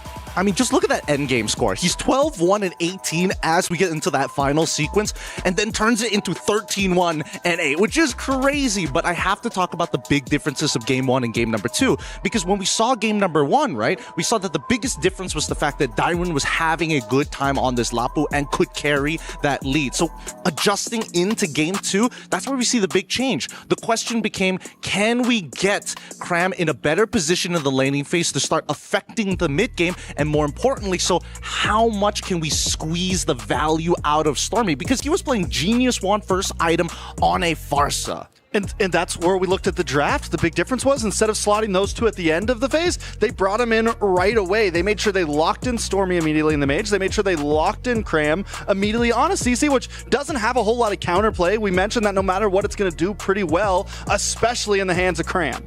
Yeah. Let's not also forget the fact that this Gatot, I like the way that SRG kind of ordered, as Trex mentioned, ordered the draft, right? The final scores are listed there, ridiculous coming in from Cram, but just notice that everybody has some form of synergy with this Gatot, right? If Gatot lands a CC, it's basically over for whoever is taunted. But that AOG alongside with the Curtain Call, a really powerful combination. Let's not forget about the Turtle Bolt with the Mountain Chakra to not only get the information, but force opponents in a particular direction to guarantee the stun. Yeah, and the really smart thing about Stormy rushing that Genius Wand is that it goes well with Yumes. Yeah, the Genius Wand helps reduce the magic defense that Yumes would be more than happy because he deals magic damage too. What makes this draft even better is they weren't even at late game Claude yet. Like, they even had a cherry on top. They had a just in case, depending on how far this game went. And I love that you guys brought, because this is a snowballing effect, one after the other. Farsa goes to Genius Wand, and then Claude needs to get his items. The reason why we see Farsa picking up this Genius Wand, because she knows, hey, I need a cost-efficient item because I'm going to be rotating across the map. A majority of these 24 kills wouldn't have even happened if not for the fact that Stormy still provided good damage, allowing Innocent to pick up that mid-wave too. You know, and I just got to say, I miss seeing EXP laners in the carry, doing the most damage per minute. Yeah. We all grew bored of just having these bulky EXP laners, these sustained EXP laners, and even though the CC was able to pick up tank items, still outputting an insane amount of damage. Yeah, and I think that goes to show just where the mindset of SRG and RRQ was in terms of their EXP lane picks. SRG, they went ahead and rushed the CZ. That's them already looking at, they're probably going to pick up the R-Lot, because that's what RRQ needed in the big picture of it all. While for RRQ, now it's like, okay, we have the R-Lot, good for a big picture, but terrible in lane up against a CC. It's always just such a good time for CC and the rest of the team that has a CC on their side when they're going up against an EXP lane R-Lot. I think what Arcadia and Keskute posed to each other, they looked at each other and said this, hey, I believe that Sutsujin is not going to get as much value out of the Lancelot, and Keskute said, I don't think you're going to get as much value out of the CC. If not, the bans would have been a little different, right? We saw the Phovias get banned out, understandable, because Kalian as well as Arla were already shown in first phase. I think another good thing about the bans was SRG banning out that Basha and that Akai early on, rushing the CC to kind of throw a warning out. Are you sure you want to pick the Fredrin? Are you sure you want to pick the Fredrin? And then, by then, we're forcing RQ into this Lancelot. So I think the next question on my mind is, you know, are they going to be stuck in utility jungle? Is assassin jungle something that we're really going to see from RQ in the future? Or is it going to flop like what we just saw in the last series? Well, here's the thing. Between both of these teams who are already playing at such a high level, I can't even blame Sutsujin, right? The early game actually worked out really well for him. It's not like he mismechanicked. It really boiled down to, oh, I just didn't have one extra stack of War Axe before I went into the fight, which is why we're seeing, like, for an example, where is he? Sakai's walking away with 1 HP after the Thorn Rose. And a little bit of a conspiracy theory here. I feel like for multiple points of the draft, it was RRQ falling into some trap set by SRG. The fact that you already saw the CC in the R-Lot, I mean, again, I'm still leaning towards the idea that RRQ shouldn't have leaned in on banning the Phovis in that second phase. At that point, I think SRG already had it settled in their heads that, no, we're going to be playing Claude here. But I think that's kind of goes to the ode of SRG, and maybe even the advantage of them playing so many games in the group stage and showing some different possibilities that they could bring to the draft. Showing that Ruby Gold Lane's a possibility, you know, double fighters are a possibility. Maybe RQ just a little too much in their head there. I think it all rounds back to the fact that we saw what happened in game number 1. We put our focus in both Sakai's alongside with Innocent, and that just wasn't a good draft pattern against RRQ. They seem very prepared for Sakai's in particular on top of Innocent, so let's now start leaning into everybody else. I think Kescute's next plan here is to make sure that he disrupts a couple of the synergies alongside, most importantly, Yumes, who kind of is getting away with a lot more than he probably should in these past 2 games. Yeah, and I just have to commend Yumes. I was quite vocal about how Yumes, it felt like he underperformed underperformed in that series during the group stage at one point before they faced off against CFU. I believe it was... Were they up against again? Can't remember. But when SRG went up against that, it seemed like Humes was underperforming. But then now... He's making the most out of the unbreakable taunts. He's making the most out of the AOG. So he's really playing a fantastic game. And I think that's one of the picks now that RRQ has to look into. Hey, if you have a Gatot on the hands of Humes, we really have to be careful. And that's the great thing about the meta right now, where so many teams and players have talked about how open it is, how balanced it is right now. Is it's almost impossible to cover all of your bases in the bans. There's always something left that could fit into the comp, and as long as the player can use it correctly, they can pull it off. And that's something that really has been so enjoyable, I think, in general about these drafts. Yeah, I mean, I personally think the only adjustment they could have made is get rid of the Gatot in phase 2, force them onto a chill. Maybe that could have been an option. A lot of possibilities could happen here. Again, hello to everyone in the arena right now on site here at Riyadh, Saudi Arabia at the Boulevard. Thank you so much for joining us. We are about to head into the draft for game number 3. And I feel like a lot of the trades we're going to be seeing are going to be around the EXP and Roam now. But if anyone should bring out something surprising here, as we mentioned at the top of the show, wherein these two teams cannot hide anything anymore, they just have to show their hands, show their best cards. I think RRQ needs to do that for this game number 3.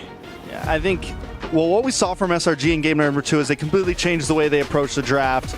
And I think we definitely see the way that RRQ approaches this draft. And that's when we know we're in some good MLBB. Both teams, every game, whoever loses, okay, let's not try to do the same thing over and over again. Let's switch up who we slot first, what we ban, etc., etc. Yeah, things are gonna get wild in the draft, as wild as they are in-game right now with the Dino Planet All-Star event happening all the way until August 5th. Remember, you can face off against Roar, the Pterosaur Lord. That's why they called him Roar. Okay, beat him and win exclusive rewards like a limited avatar border and join themed events to unlock a free skin, the Popol and Kuba Proto Hunter. And if you're a creator, submit your clips to grab special battle emotes. Are you ready to roar? Rawr. I'm so ready for Popo and Koopa to be back in the meta. I'm not. I am not. Well, I love that hero. Stormy's staring us down. Stormy. Oh, okay. Stormy's like, I heard that. Yeah. Don't bring Popo and Koopa back. I play Farsa. Like, please don't. Actually, that's the hero I'm looking for. This MSC, this whole MSC, I've been looking for someone brave enough to pick up a Popol and Koopa. Roam or gold? Anywhere. Anywhere. Even mid, man. Even mid. Even mid. I love it. The fact that you're suggesting it as Roam, God, I remember the days. Yeah, I used to play it. I used to play it, man. Y'all the worst. Y'all are the worst. It was a sure, 5-second stun and lockdown. Yeah. And then you try to get out. Nope, you can't walk out because there's a trap under your feet. I still play gold occasionally here and there just because I don't know, it's a fun hero to play. It's just like, if I'm not trying to try hard, yeah, I'll throw in some Popo and Koopa. I respect it. I respect it a lot. But I think the funny thing that we've seen from these internationals, every time an international quote-unquote skin comes out, it barely gets used. Like, come on, it's Natan this time around, and they're like, nah, ain't gonna touch it. Yeah, even during the time where Farsa was a skin, she wasn't even that meta during that time. Yeah, people preferred Valentina. Yeah. Wait, was last year Valentina? Last year was Valentina, right? Yes. Last year was Valentina. We saw a little bit of Valentina play at least, right? Yeah, we did. We got to see a little Valentina. Not as much as I would. What you would think? You think they just like pump up that hero, buff it as much as possible so that everyone's playing it, right? Well, should be the case. I mean, I wish they did, but there's too many case studies where they didn't do that. Like Yuzong, for an example. Like, come on, where was all that? Yeah, but no, Nathan did get buffed, and there were people saying that Nathan should come in for MSC, but we haven't seen him yet. Yeah, that's what they said about, like, I don't know, Rafael. Yeah, what happened to that? Enchanter supports. Because she doesn't have a skin. Oh, yeah. So hopefully we get to see some more unique picks in the draft here. And if ever, RRQ might need to pull that out to win this game number 3 against SRG, who I feel like they've... I felt like game 1 was a low-key kind of a draft download. Game 2, their adjustments in the draft were perfect. And then also a little bit coming from the fact that RRQ may have overthought some certain aspects of their draft with some bans that maybe weren't necessary. So I think something really important to point out here with RRQ on first pick on blue side, SRG approaches the bans differently already. And I'm kind of questioning that, or I'm wondering at least if after this YSS, we'll still see the Basha Kai. We'll still see that possibility of whittling down on RRQ and forcing them into one pick. Oh, that's tough. Because what that relies on is the priority list in terms of SRG's head. Like, yes, I know that you are capable of playing both the Akai alongside with the Fredrin as well as the Baxia, but arguably SRG need to be able to play those heroes too. I haven't seen the Akai come out. I think that the Baxia and definitely the Fredrin probably is pretty high up in SRG's priority list, but I feel like Sakai's isn't that type of person where it's like, I want to be able to carry these games. I want to be able to kind of like be the driving force rather than putting some of my secondary engagers in the line of fire. Yeah. So now another question for RRQ is, are they going to rush their Juicing again, similar to what they did before? They respect ban the CC, taking it out in the first phase. That's a great call, but now SRG needs to start thinking in the back of their heads, okay, what's Dyron going to end up with? Because if they're not careful, we might end up with just another EXP lane trade that favors RRQ this time. It's definitely tough. Honestly, with RRQ on blue side, I don't think the Jushin's a horrible rush pick. The drafts are almost, I think they are a mimic of what we saw in Game 1. We do see the CC banned out this time from the side of RRQ. So if RRQ rushes a Jushin and SRG doesn't lock in a Mage and Cram right away, then it's looking like a replay overall. They do bring in the Zushin.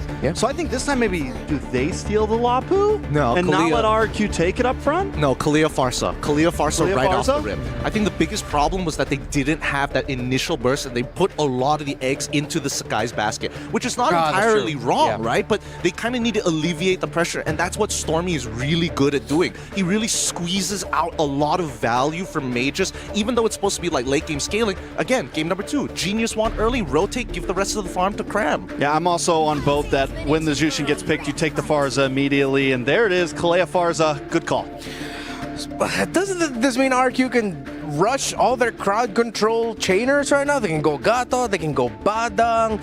They're definitely going to have to pick up their gold laner now, or maybe they don't even have to, because we know that the gold lane for RQ does have a deep pool. Toy has a lot of options that he can go for. If he doesn't get his Claude, he can get an Irithel to be even more of a menace for SRG. I think you go Gatot Lapu at this point, right? I think you know for a fact that Dyron is confident, but more importantly, you need somebody to cancel out this Feathered Airstrike. And if you're going to lean into Dyron, you might be able to kind of pivot the idea for SRG to say, hey, you want a super safe R4? Well, guess what? You're going to have to commit a little bit more. But a Kai instead. I think it's solid, because the worry is if they don't pick up jungle now, SRG picks whatever they want. They ban out Akai, Fred, take the Lancelot, and leave nothing. Or they ban out, they just really leave literally nothing with RQ. And I think RQ might be showing some cards right now that we need to get our jungle in early. This is something that, I'm starting to guess, is the pool small there? I think it's not small. I think this is a cost-efficient way of not having to lock in the Gatot instead and still keeping Edoc's hero pool open while allowing him to maybe get Franco later down the road to punish Sakai's if he tries to go for Lance. Okay. Let's see what the possibilities we're going to be seeing. We pose a lot. SRG do rush the Claude right away up against an Akai Moscow. That is a difficult pick to make work, especially with what's available for RQ later on, but I feel like that screams confidence. There's something that how Innocent played into how RQ were team fighting in game number 2 that made SRG go, you know what, we're feeling good about the Claude. The Claude's never like that bad, even though I feel like it's always kind of a skill matchup. Because of that BMI, you always have some ability to dance, you always have a way to come in. The Akai's not too much of a threat to it. I don't know, at least in my opinion. I feel like the Claude's always had, that's why he's been in the meta for so long. Even if he's not the meta, he's always pickable, I feel like. You're totally right about this, Trex, because imagine if they wanted to lean into Harith, for an example, and that just sucks against the Akai. You get knocked out of the Zaman Force, and then you kind of don't have any damage anymore. Yeah, as we're looking at the most used heroes for these two teams, should RQ or even SRG consider that a Masha might show up in the hands of Dyron? Because you just need that one quick burst on that Claude to put him down. Yeah, that is something they could worry about, because the Masha, at least you're not jumping in with the bravest fighter. It's not as hard. You just get close, hit the skill, and boom, Claude's gone. There's that, but also I do agree with people's opinions on Dyron on Badang. He's a different beast, right? Especially when you have Flicker in his hands. I think it is actually a pretty good way to have a secondary means of engage rather than putting all the weight on Akai and then starting to peel for Toy on this Moskov. I think they got to ban the Lapu here, personally. I think the Farza, it's the one thing that can maybe catch the Farza off guard. Yeah. Badong also, it could be a problem as well. Either one. They're going to go for the Matilda instead, though, which with the utility jungle, I get it. Yeah, interesting. That would have been an overload on utility for the side of RRQ, but that would have messed up the rotational speed for SRG. I think they're putting a lot of focus onto the Sakai and what it can do to disrupt the flow of the rotations for the side of Selangor Red Giants. Well, for RRQ, yeah, I don't think they need to worry about EXP lane picks, because a lot of the EXP lane picks that you can pick up for SRG right now are looking at that Akai and going, oh, this is going to be a tough game for me. I think no matter what, SRG is going to have a winning EXP matchup, and that's the most important thing for them on that red side, right? The Lancelot ban finally goes through. RRQ have a couple of options right now, and the issue is that they won't have access to sandbags. No matter what sandbag they have, there is a very clear response from SRG's side. So what does SRG take here? Do they save the XP for the possible counterplay, or do they pick something up front? Again, Lapu could be a pick to make sure that they're not getting picked against them. They could just go into something. Lance is already gone. Hayabusa for jungle, maybe just lock in jungle first? Yeah, might be tough. Although that could be a really good option. They go for the Lapu. Okay, they rush the Lapu right away, I think. Yeah, at this point, RRQ goes for the Badang on Dairen. They go for Badang on the Dairen most likely. Because they're also worried about a potential Hilda from the side of Dairen too. I think that SRG are thinking whether util or whether util or assassins, right? I think Hayabusa is not bad, but they want to see the full lineup from RRQ side because they're forcing him into the Hayabusa. RQ though also kind of lacking in burst damage overall.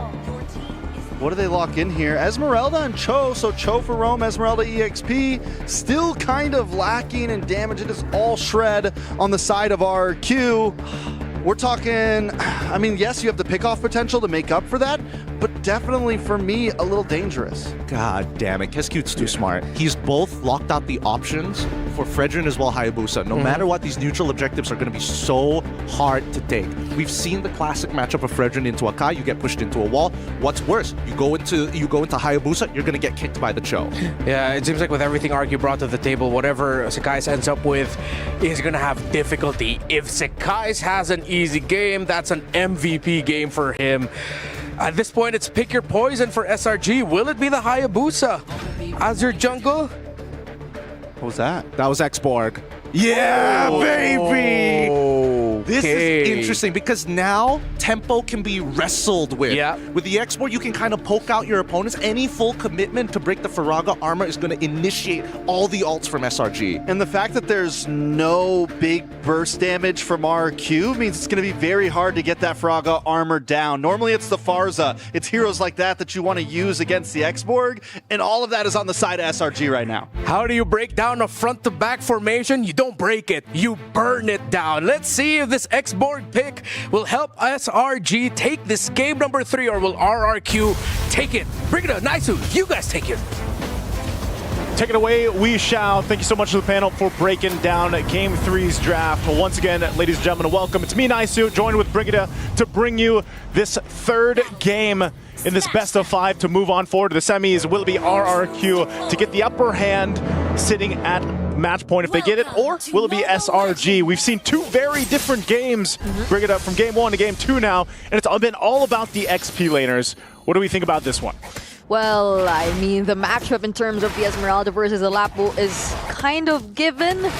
You just have to manage it a little bit more to even, or to get even in terms of that matchup. But I feel like my eyes are glued to this last pick, Xborg, that was brought out by SRG.OG, because like this literally changes everything.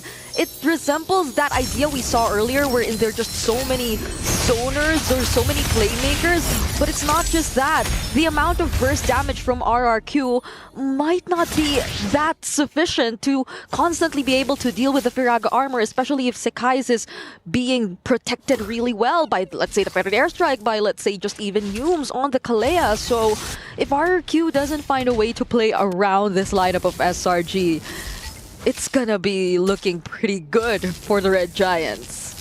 Yeah, and looking at the emblems too, this is what we kind of expect here. You got a couple Impure Rages, of course, for the Sutsujin on the Akai, and then over on the Esmeralda for Dyron. The difference for the XP laner, I would say, for RRQ in this sense is how does Dyron utilize the Esmeralda? So far, throughout MSC, we've seen it struggle a bit, for the most part. But of course, you want to go ahead and utilize the fact that you can also put some pressure to a backline if you need to, or finding Stormy, for example, getting that Wings by Wings or the Purify out from there. But also, it's just a sense that both lineups have a pick-off potential. Yep. We might see some action up here up top, or at least trying to get some battle spells out. This is a level 4 Sakai's too. They might force an initiation before this turtle. They're going to force him back. EWC not level 4 yet, so doesn't have the kick. So they got to respect that. They'll be zoned out for now from RRQ. But SRG, we'll see if they actually want to just give this one away. Okay, they finally decide to go for the commit. This time around, Last Insanity already burned as well, literally burning Dyron down. But they gain the control in the turtle, but that's a beautiful stun coming in from Cram. Doesn't allow them to secure it for themselves, however. There's the heavy spin as well coming in from Sutsujin. So SRG.OG might just try to fight this. There's no heavy spin anymore for Sutsujin, but the way of the dragon is still there. They might actually find the kill on Sakai's, and they will. SOD landing as well. Toy gets to participate in that fight. Wow. I mean, this has been the story so far in the series. It's like these team fights always break out, but then they're extended. We're going to look at the instant replay here brought to us by STC. This was a good option for Sutsujin to be like, guys, I'm going to bring them here. Come on, rotate. We got the kick soon. They go for that, and then they continue this fight in.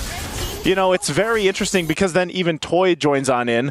So it was one of those cases where RQ ends up getting a lot more than they should have because of that constant pressure from SRG. Cram could be in trouble here.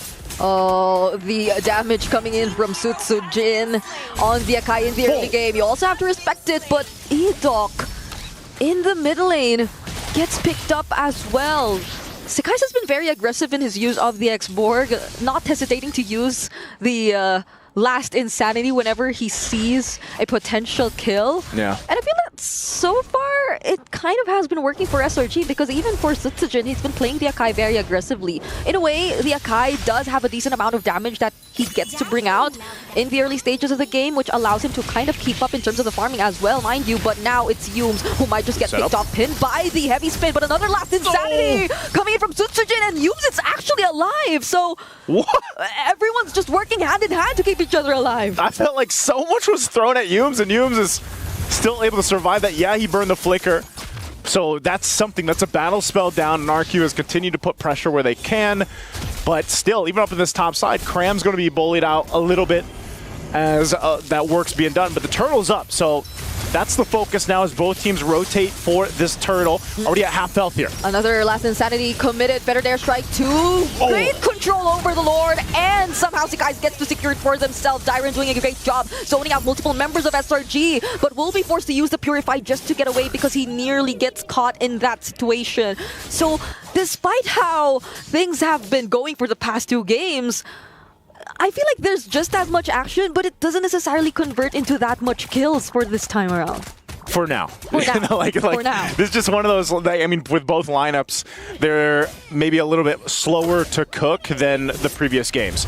That's so far what we've seen. EWC, I don't think he's going to reach that. Not going to be able to set up the kick even with a flicker available.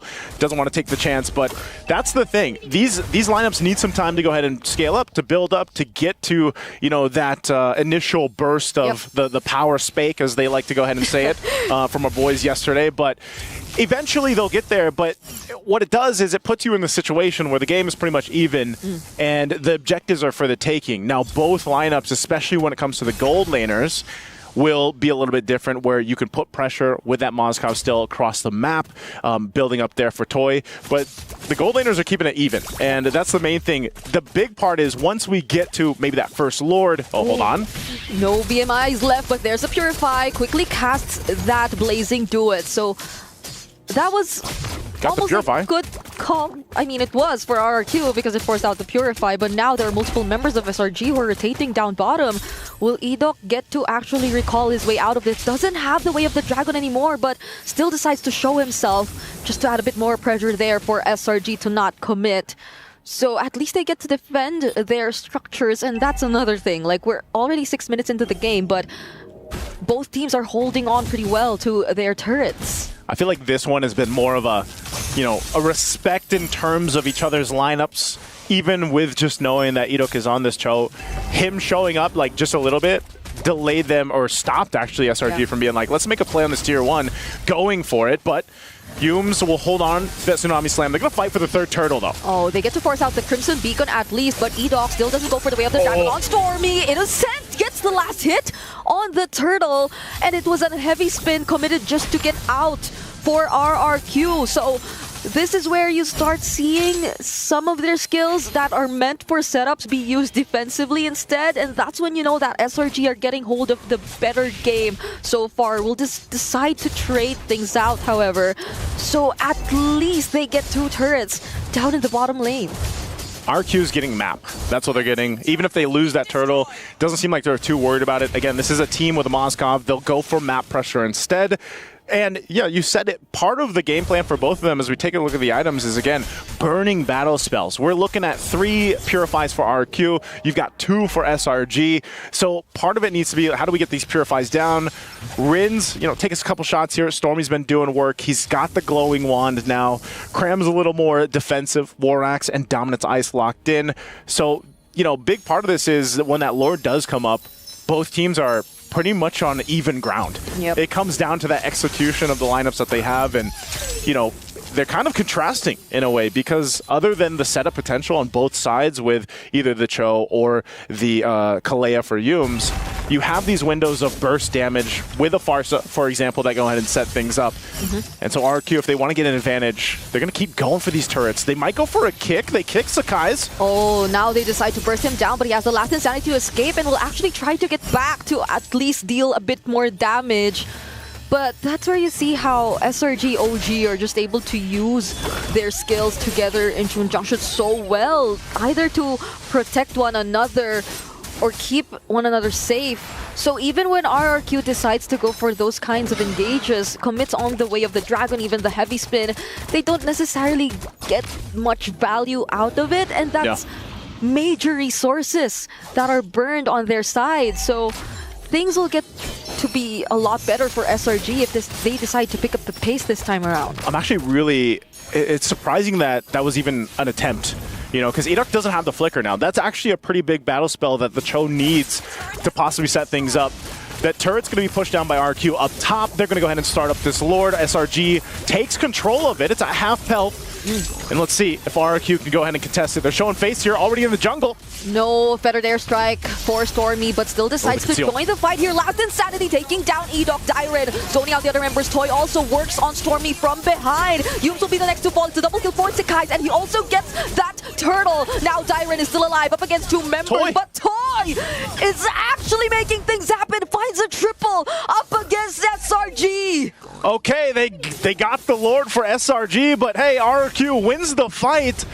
They get a triple for Toy. He's going to go 1v1 actually against Cram. He'll have to clear this out. Dyren is there too, but they'll hold it down in the mid lane, and Cram just going to go ahead and jump on into the air and just wait for the rest of the team to come back. So this Lord basically doesn't get much at all for SRG, if anything. Yeah. They'll be able to take it down immediately before it gets any further into the map. They've equalized the score. It's both 7 kills, but the lead, the map, the way that Toy is just able to pressure it has been doing wonders for RRQ, and now they decide to work on Dyren in the bottom lane. EWC will be surprising them from behind, however, decides to commit the hit onto Innocent, but there will be no follow-up, and now Innocent responds with the Blazing Do It, forces out the flicker as well. Look at Toy. Look at how these teams just keep forcing things out of each other, but again, as you mentioned, Toy, he just gets the better trades. Toy's doing work. Cram's going to spot him out, jumps on him with Brazos Fighter. He's going to go hand in hand, a gun versus a sword, gets the stun down, but Toy still has some space to work with. Last Insanity comes through as Sakai's will finally shut down Toy. There's no way you could get out of that. Multiple members of SRG And the way that Cram just decided to go for that skill which could deal a lot more damage rather than enhancing your sustain, because that's all he really needed to work on. It was just Toy all alone that he needed to take down. And now somehow they've literally minimized the lead that earlier was at around 1k for RRQ, and now they might just be able to work on this tier 1 in mid. Tsunami Slap already committed onto EDOC, gets bursted down once again. SOD will be landing. Will Toy actually decide, or it did not actually land? But fortunately, they get to defend that tier 1 in mid. They put work in to defend the tier 1. They'll do it. I'm not sure if they still want to fight. Cram takes a little bit of damage. We'll go for the stun. He's got to get out of here, though. And RQ still staying around this mid lane. They might look to go for another play. They're going to be in trouble. Dyren on the run, still holds on to the Purify, but still close as ever between the both teams here. So you're seeing a lot of these fights, a lot of the initiations that are happening, and this is what I was talking about with playing into the windows of the lineup. You can see between both gold laners, they are imperative for both the teams here. You've got already that try set up there with the items for Innocent. He is going to be doing a lot of damage with the Blazing Do It, but even so for Toy, he's got the Trinity, but he's also got the Wind of Nature, and that's going to be big in terms of these fights.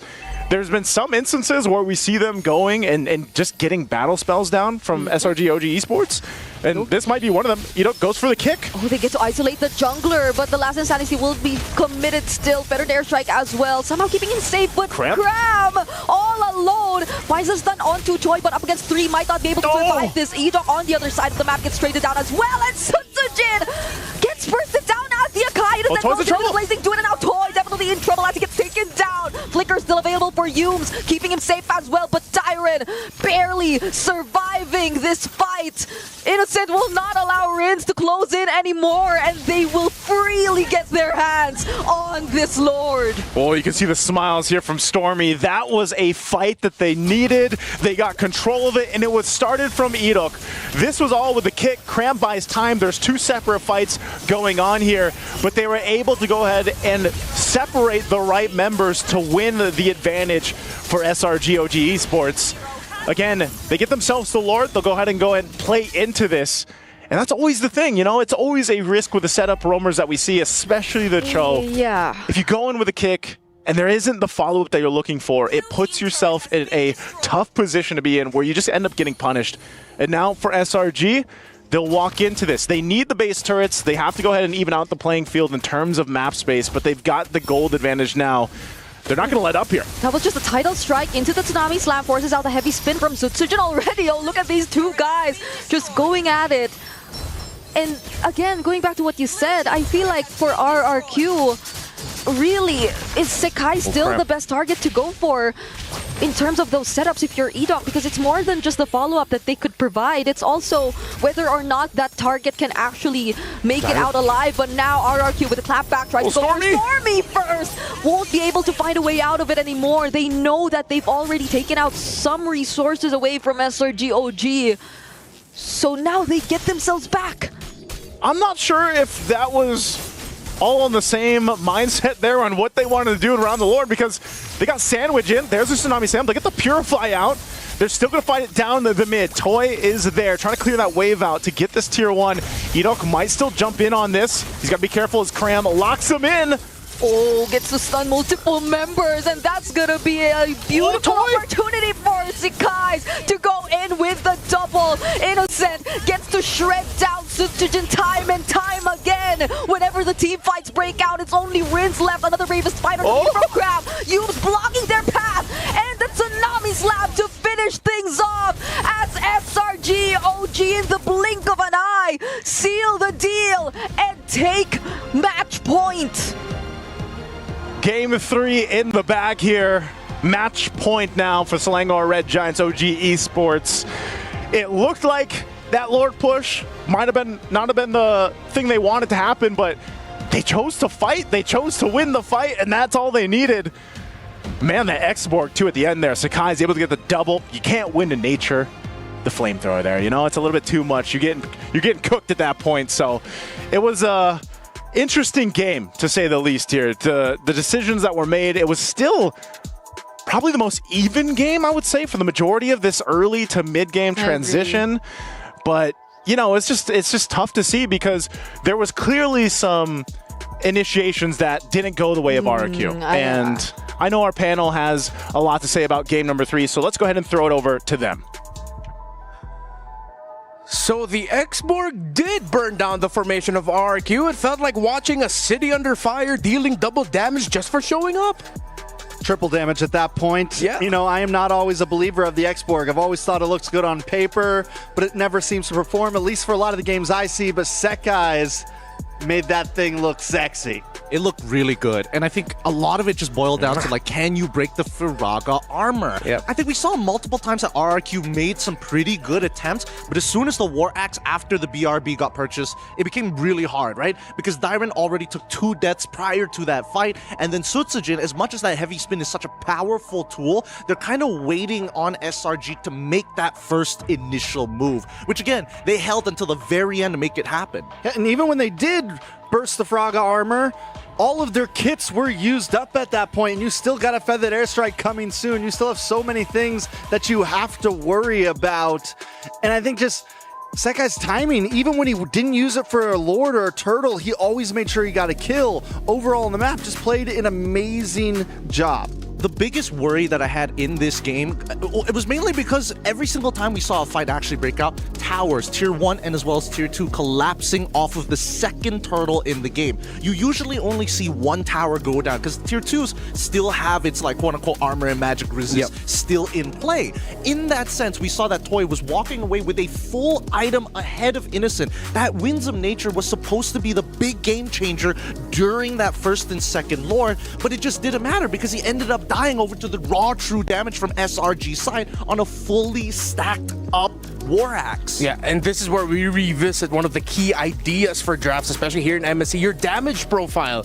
Yes, utility-wise, everything looks great for RRQ. You're playing around the Moskov, but at the end of the day, SRG just had like raw brute force damage across the board. Yeah, just about every type of damage you could think of, from burst with the Farza to true damage with the X-Borg to shred with the Claude. They checked every single box in the book, and that was something that we saw from RQ in the beginning, is how are they going to deal with some of these heroes? They were just lacking in certain departments. I think a lot of it was just on Toy, right? Toy was the only person realistically who can kind of not only break the formation, but like hard carry these fights, especially if it's a traditional front to back. Yep, true magic, physical damage, true damage, physical damage, magic damage, all now leading to emotional damage for RQ, as SRG are now at match point. 1 game win away from securing their slot in the semifinals and eliminating RQ Hoshi, the team that selected them for this matchup. So we're gonna go on a quick break and let's see what'll happen in game number 4.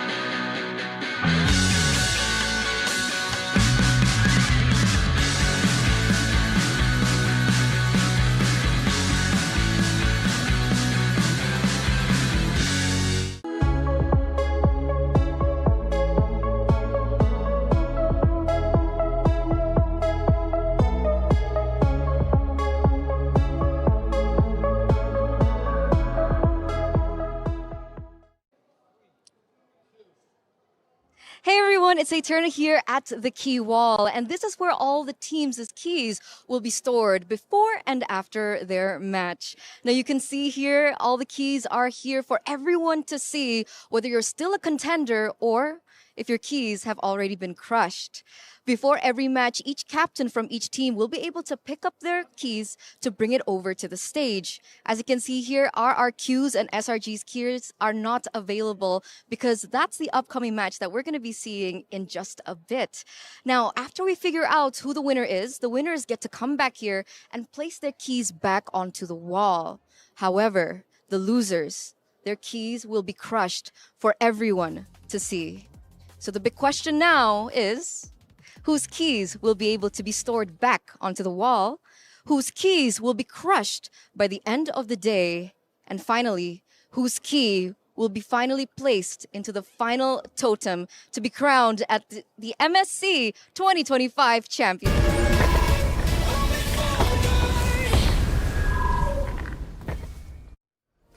Just a bit, we're going to be heading into game number 4, where Selangor Red Giants OG Esports, the defending champions of MSC, could potentially just end this series and secure their slot in the semifinals against a team that has been hungry for redemption against them, RRQ, the team that selected them. Selections is the name of the game.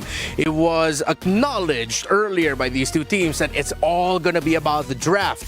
So what now do we expect for RRQ as the clapback? Where do they focus on? Is it the mid? Is it the jungle? Where? I'm personally scared because I don't know which side it's going to be on, right? Because blue side, it seems like SRG has a much better read on the situation. But then red side, you're able to get those big power picks like we saw in game number 2 for RRQ, right? It really is hard to say because I feel like if I'm in RRQ's position, I think we might have to take red side one more time just to kind of see what we are allowing SRG to do and respond with our own sweet synergies. Yeah, I think as RRQ, there's nothing wrong with having first pick there. I'm no longer... I don't think I was ever really on board with the Jushin up front first pick. I think unless they ban out the Farza first, I'm still a strong believer that the Farza outranges it. I think it just kind of outplays it overall. It also gives you burst damage, something that the Jushin doesn't, and it just makes your drafting phase a little bit easier. So I think that RQ can take whatever side they want. They just need to maybe not be too stuck in one direction, because we've seen SRG be very willing to flex around and find answers. I personally think that could change, right? Because so far, we've seen other teams get away with the Jushin in these 2v2s. And how do they do it? They punish their opponents by letting them push first and then using the Jushin to really tax their HP as they are leaving the lane. But were those top 8 teams? They were top 8 teams. TLPH did that. Okay. Against who? Against another top 8 team? I mean, at this point at the knockout stage, they're all on top 8. Exactly, but my point is you can no longer slide through the cracks just first picking Jushin. You know, that's my point, is you can't just do this. You're not in group stages against, for lack of a better term, but slightly weaker teams, You have to really be ready for what SRG is going to bring to you. And I'm all for that, honestly, just consider changing your priorities on the Jushin while we prioritize getting sweet new skins in the game, as the Metro Zero skin line is coming soon. It's arriving at the MLBB battlefield with a stunning new series of skins. What visual wonders await as cyberpunk meets traditional culture? Stay tuned for the upcoming Metro Zero cinematic trailer if you haven't seen it yet. Wake up, Samurai. We got a spirit to ignite. I missed that one. I missed that one, boys. I was waiting for your contribution, man. But it's all right. You already knocked down the best contribution that we've had heading into this game number 4. Take that Jushin out of the picture for RRQ. It's like, yeah, I gotta agree with you. They were focused a little bit too much into one direction. It's like they're insecure, and I don't know what for about their damage profile. They're leaning a little bit towards utility, slow chip. We need to see RRQ bring out bursts, and when they did that with their Lapu Lapu, that's when it worked out very well for them. Yeah, what do they have in jungle in game number 1? They had Claude.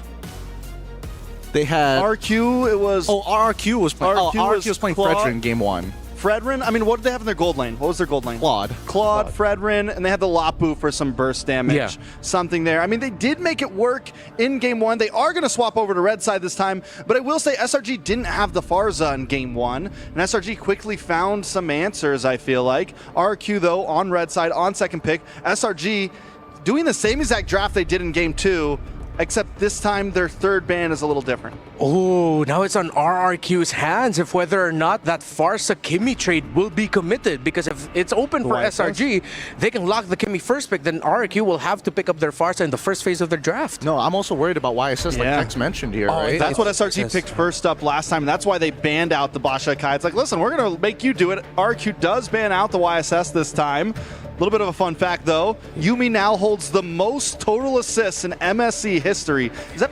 418? Yeah. Is that your new nickname for Yums? You call him Yuumi now? I just said Yums. It's my American accent, I'm sorry. That's pretty impressive because think of it this way, JPL has been playing he has been a staple, but he has also been playing for a significantly longer time compared to Yums. But hey, first picks in the draft already through. And RRQ do end up getting the Farsa. It's SRG telling RRQ to, you know what, you guys commit the trade, whether it's the Kimmy, whether it's the Farsa. I think SRG needs to lock down the Kimmy now. It worked very well for them during the group stages, especially paired up with the Kalea.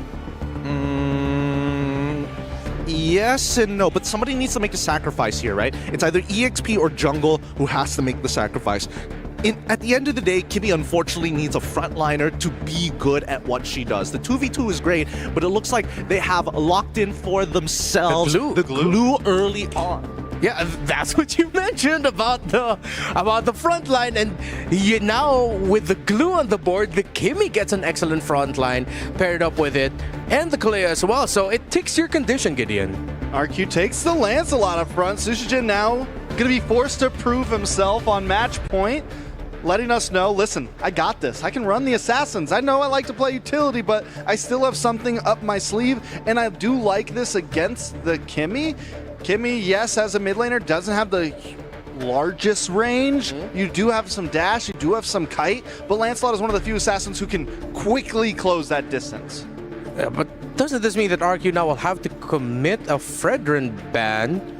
Or they're just willing to give the Fredrin to the hands of SRG, but it's a tried and tested combo. Fredrin and Kimmy together, paired up with the Kalea, just does so much for the Kimmy that as RRQ might not, that puts too much pressure onto the Farsa and the Lancelot to make sure they get Stormy down. I think that right now, with what RRQ is trying to do, is trying to kind of set the tone for the draft, right? Especially within this first phase. And with SRG, we have like sub-synergies, nothing really solid like we saw in game number 2. But immediately, we are making sure that RRQ is saying, hey, number 1, we need to get rid of burst damage style heroes, right? That's why they're getting rid of the likelihood of Joy. I think they're also going to get rid of another assassin. I would assume Hayabusa in this particular case to not only protect the Farsa so that it doesn't combo alongside the Kalea. Yeah, I mean, that's possible. I do like the idea of the Fredrin ban as well. Either could work out, especially with the fact that so much utility jungle's already gone. But yeah, SRG also needing some burst damage for themselves, like you said, maybe something like the Hayabusa. Or do they just go for the double marksman, tank front line, you know, wait it out, take it slow, it's match point. They do have opportunity for that overall. And I think this is the tough part now for RQ, because it's literally their choice, whether it's the Fredrin ban, which it is, or whether it was going to be a Hayabusa ban, which it could have been. Now, Hayabusa is potentially looking good for SRG. As we mentioned, a lot of the tanky fighter-style junglers are gone, so they don't necessarily need to lean into the double marksman, but I think they will. Granger still looks really good for SRG, unless RRQ decides to take it away. I think Granger is definitely a possibility. RQ could easily scoop that up, though, up front, unless our SRG says, no, we're going to ban that out, too, and that gets rid of more burst damage potential. They get rid of the Cho. Solid ban. Really, really good foreshadowing coming in from, it's like not foreshadowing, but foresight coming in from Arcadia. Because now, because we've seen this 2 times already where Kesku is trying to corner the jungle options. Unless they want to play something like Xborg again, right now there's a lot more burst coming out from RRQ's side to maximize that value. Yeah, and speaking of burst, if RRQ lock in something like a Hilda here, potentially thinking about a Granger pickup of SRG, I think SRG wins. Because if that's a Hilda, good thing it wasn't! Because this pick for Ida only shows up when RRQ are on, alright boys, game phase mode, game time mode. We can't lose this.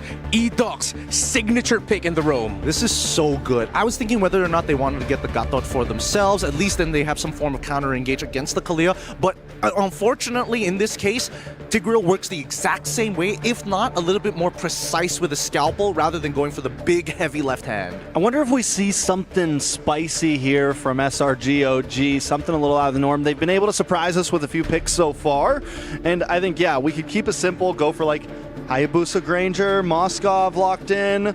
I am a little worried about I'm kind of a little worried about Assassin up front, but also now with the Tigreal, Assassin isn't looking too bad. Something that's not just going to get bullied around. There goes the Hayabusa. Last pick for RRQ, though. Do they just go for the Granger? Yeah, I think that might be their best bet. They need to even out the range. Yeah, they do lock in the Granger. Oh, RRQ brought out their big guns as E-Doc's Tigreal. But SRG's lineup could be very good as well. It's a 50-50 for me. Yeah, it's a really big 50-50. I think there are a lot of counterplay for each of the individual lanes, especially for the mid duo. I think the problem is when it comes down to like first interactions, right? How is Lethal Wanderer going to go? How is the first turtle going to happen? Because we need to see E-Doc hit level 4. All right, will this be game number 5 or will it end here? RRQ and SRG, the fans in the arena, you need to show your love and make some noise for the teams you're supporting. Brigida, Naisu, take us in. Thank you so much once again to the panel for breaking it down here in game number 4. Ladies and gentlemen, you heard it there. It's match point right now for SRG.OG Esports as they move on forward. Or can we get to a game number 5 here? A maxed out series for this one. A trip, of course, to the semifinals ahead of them. RRQ's got to pull something up their sleeves. They brought out the Tigreal for E-Doc. Brigida, do you think this is right? I mean, we heard the sentiments from the panel. Yep. You know, it could come down to some big plays coming out here from RRQ. I mean, when it does come to these do-or-die situations, those clutch moments wherein you have to bring in these picks, your familiarity, your comforts, undeniably, we've seen it multiple times. But whether or not these will be the right calls, because I'm worried from the way we've been seeing the past few games that RRQ, E-Doc may have been a bit too decisive on these calls, but it has to be all of them being decisive and coming together to follow up. So maybe that's my biggest worry. But in terms of playmaking, setups, okay, for sure E-Doc is going to be delivering on this Tigreal. He has to. I think, you know, that's one of the main things. Like, anytime we see one of these series, it's always the case. You know, it's the team that's able to go ahead and overlap the ultimates better or have the better execution, like we like to say, or make the less mistakes. But in this case, you know, as we take a look at the emblems too, I think a big part of this, once again, comes in the hands of E-Doc. He's got to be able to set things up. Now, you sprinkle in some of that responsibility with Dyrant, like the XP laners are to be expected so far in our current meta. But I guess one of the biggest differences here in specifics to E-Doc is the Tigreal, it's a little bit more, I would say, assured to get a setup instead of the Cho. You can see already the pressure, though. Oh, fortunately, Rins gets to reposition, so won't get taken out just yet. But the Phantom Execution gets delayed by a bit through that knock-up. Still, everyone gets to survive, though. Maybe not Stormy if the last hit still connects, but they just get to force out the recalls, and I feel like that's already something massive for RRQ. Dyrant literally going at it. Yume's forced to flicker. Better Dare Strike also committed by Rins. So they've done a really good job already, even without getting these kills. Here, Dyrant's coming back. He's like, I have a flicker. It got to the Dark Wave. He goes anyway. I knew he was going to do it. He had the flicker available, and they get the call to come back. So RRQ goes in, gets a double for Dyrant and the turtle. Okay, so they did not settle with just the recalls, with just the battle spells. They had to get the kills because I feel like that's where RRQ literally gets activated, when they're able to just set the tempo and keep the pace, but now they seem to go after Toy. He has no way out of that storm, or Innocent gets very low, however, but now they're gonna play it safe. They're already happy with what they got there. That's the trade. It's a bit delayed, but that's the trade for SRG for now. Yeah, it's still the case here. You know, in like we've seen. Oh, hold on, mid lane. Rin's gonna be in trouble. Wings by wings, flaps on around, and will still be alive. Suzujin sees Stormy so low, but I don't think he's gonna be able to cover the ground. So this is the thing, you know, you have this trading going on. The big part of this is now Cram has to go against a 2-0 Phoveus, and like we've seen, Phoveus, even without kills, will usually be able to just kind of tank up 3 dudes, you know, 1v3 if he has to. This gives him a little bit of the advantage, but Cram on the glue is still relatively going to be fine, at least in the lane. Yeah. But once these next objective fights break out, that's where, you know, it's going to be kind of important that Cram is able to go ahead and utilize the glue against Dairon's Phoveus here. Yeah. But also, it's just the case. Look at the damage already on Innocent. Cancelled by the knockup from the title strike, though, but the Phantom Execution just in time. Sujin gets to land it on Innocent, now looking after Stormy. Doesn't land the Thorn Rose, though. But still, that's a lot. They got the kill on Innocent and Yumes. And this is the time where EWC gets a lot more online because he's hit his level 4, so there are a lot more angles that RRQ can decide to play with, all aside from what you mentioned about Dairon being on an early 2-0. We don't even know what item he's going for first. We don't, but look at this, the fight for the turtle. Suzujin proven that he can play the assassins as well, of course. Turtle secured, second one in the hands of RRQ. SRG might have a kill on the board, but other than that play they made on Toy earlier on, they haven't been able to really do anything. RRQ is playing into the composition that they have. This is always the case with a Pharsa. Pharsa's damage is just pretty tough to deal with when you're getting set up in the mid lane, especially around this. They're going to go with the implosion in the setup. Dairon goes in, but has the flicker to keep himself alive. Actually went for the blade armor first item, but ooh, the damage from Rins already too much. EWC actually finds a setup onto Yumes in the top lane, and Toy gets last hit. What better way to establish this early game for RRQ. Toy gets involved, gets some kills, and they've been very clean in terms of whoever they decide to go for in terms of setup so far. He just got the Sky Piercer as well, so, you know, unfortunately he didn't have earlier before he gets skills, but now he's got it, and things for RRQ are going to go ahead and set things up. This is why the positioning for the roamers are imperative. You can see EWC right now playing the patient game. He's going to go ahead, gives the information, implosion, traction pulse is already going to be used, and EWC is waiting for that ultimate to be available. It should be up soon. He's going to conceal anyway. Sacred Hammer finds Cram, forces out the flicker. And they still get to hand over that purple buff to Sujin regardless. So now he's one level ahead of Sekai's. Not looking too good because it seems like RRQ, they're just so in sync right now. They're covering the map so well. And they know where they just want to transition next. I mean, look at where EWC positions himself. One bush after another. He's like, okay, I didn't have the implosion earlier on. I have it now. You know, so he went in with Sacred Hammer, that was fine, didn't get anything. But ultimately, they're playing around this last turtle of the game. The turret in the bottom does go down. Traction Pulse going to be used again, but tanky enough to deal with this. They might try to go ahead and just set up for the turtle, just focus on that. Everybody from RRQ is here. Sekai's, I don't think he makes it in time, so that's 3 for 3 objectives now for RRQ. At least for SRG, they go and put a push on that tier 1 turret. That's about the best that Innocent can do, at least for now. Oh. But the eyes are set here for the tier 1 in the mid. Yep. Yumes can potentially go in if he finds an angle, but he will be respecting RRQ for now. Innocent goes in with the SOD just to join his other teammates, as Dairon is kind of forced to respond as well to the pressure that is being applied by Innocent here. I mean, that's the most they can do for now. Not until they feel like they have sufficient resources in their arsenal. They're working on a double marksman lineup nonetheless, so I feel like the late game won't be that big of a problem if ever SRG.OG are able to extend the fight.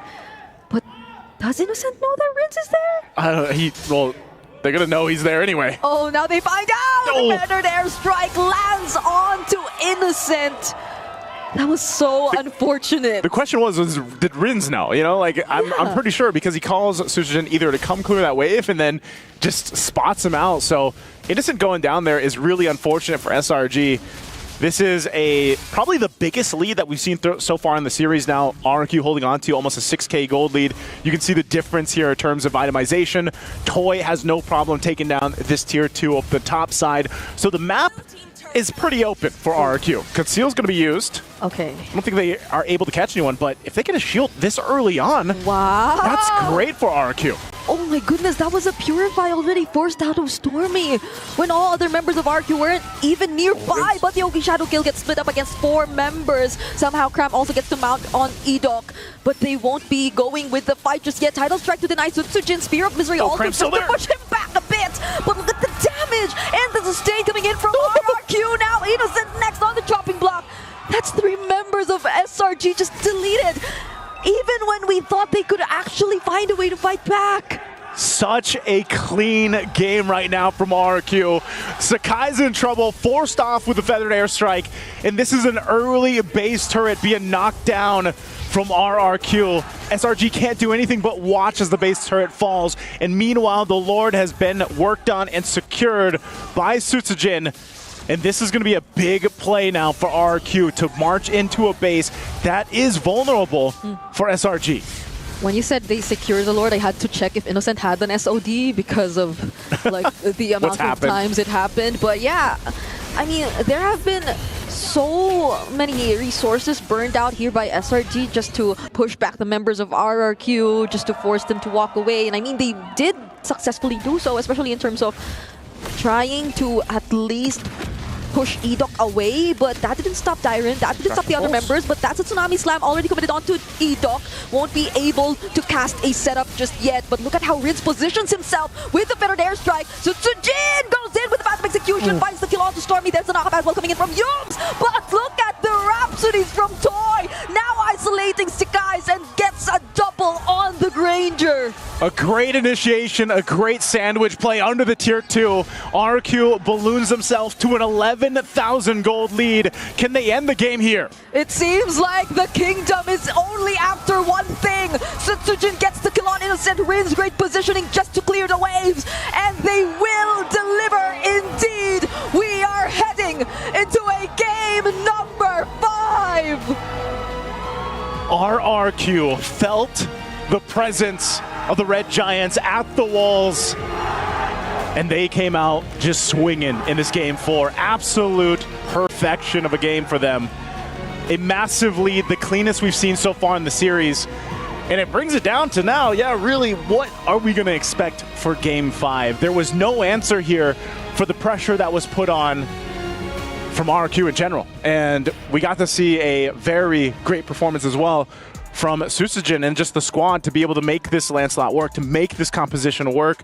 Again, the Farsa proving how much of a threat it can be for a lot of this. But again, it comes down to, that early start. These XP laners, I'm telling you, if they get an early lead, if they are built up, they are allowed to put so much pressure on early team fights, and then the team follows through from that. So again, amazing game 4, very one-sided for RRQ. Let's throw it over to the panel to see what they have to say. Pretty much went as much as we expected, though 50-50 were our vibes after the draft. At the end of the day, RRQ with one great rotation bot side to start things off with 2 kills on the board for them, completely broke the rotation and map presence that SRG needed from their glue, and we are going to a game number 5. Gentlemen, how are you feeling about that? I'm feeling excited about it. I think it's amazing. I was a little worried after SRG.OG got to match point. I thought for sure we were only going to see game 4, but RRQ puts on their big boy pants, they strap up, and they come in and take another win. Oh yeah, Sutsujin played a phenomenal early game. I think because of him, they've basically won by the 3rd minute, right? We saw that double kill that happened down by bot side. The fact that we didn't see Stormy hit level 4 on time, the fact that we also saw the punishment of Cram losing out on 2 waves because of that dragged out death, really good read coming in from Rins. They took the risk of taking damage for the side of Rins as well as Sutsujin, and I think they won that coin flip. Yeah, and I think with that, SRG taking some of those losses early on, I think it was one of the first highlights we saw in the mid lane. Yums went for that Tsunami Slam, and I think maybe they overestimated their strength a little too early on there. They were unable to get the kill onto IDOC. They were unable to do certain things, and that's what you kind of pay the price for. Yes, the Kimmy is amazing mid laner, but early game, the damage isn't always there, and I think SRG maybe should have waited it out a little bit longer. Yeah, and it would be your EXP laner is losing lane. Glue has a better map presence compared to, or excuse me, the Phovis has a better map presence compared to the Glue.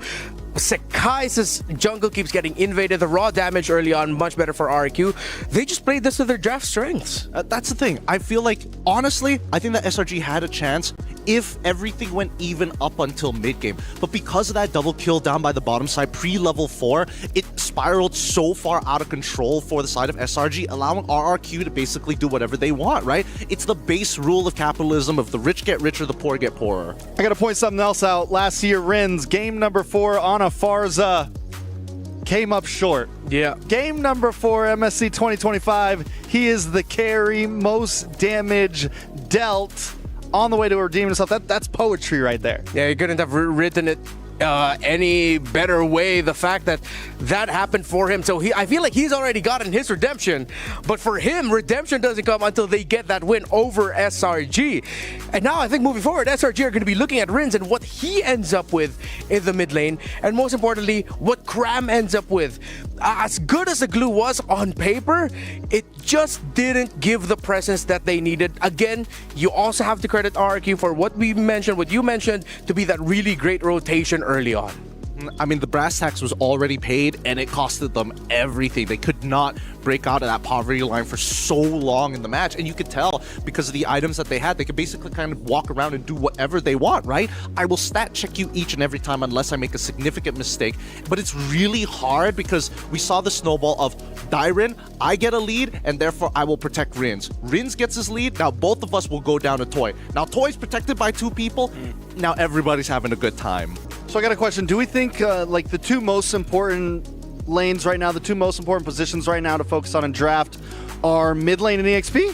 Yeah. Is that are we on board with that? I'm on that. I think red side, best side right now. Red side, best side, because the two... It's tied, though. It's tied 2-2, but keep in mind about what the opening picks were, right? The Kalia gets shown on that blue side, or even the Zhu Xin gets showed up, both of which has a very clean line for the both drafters, Arcadian as well as Kescue, to kind of run it down on their opponents. Yeah, so I was wondering, because that was going through my mind, do we think SRG will pick red side? They were able to win that one blue side game with kind of the cheeky draft that they pulled off, those 2 bans, kind of really catching RQ off guard.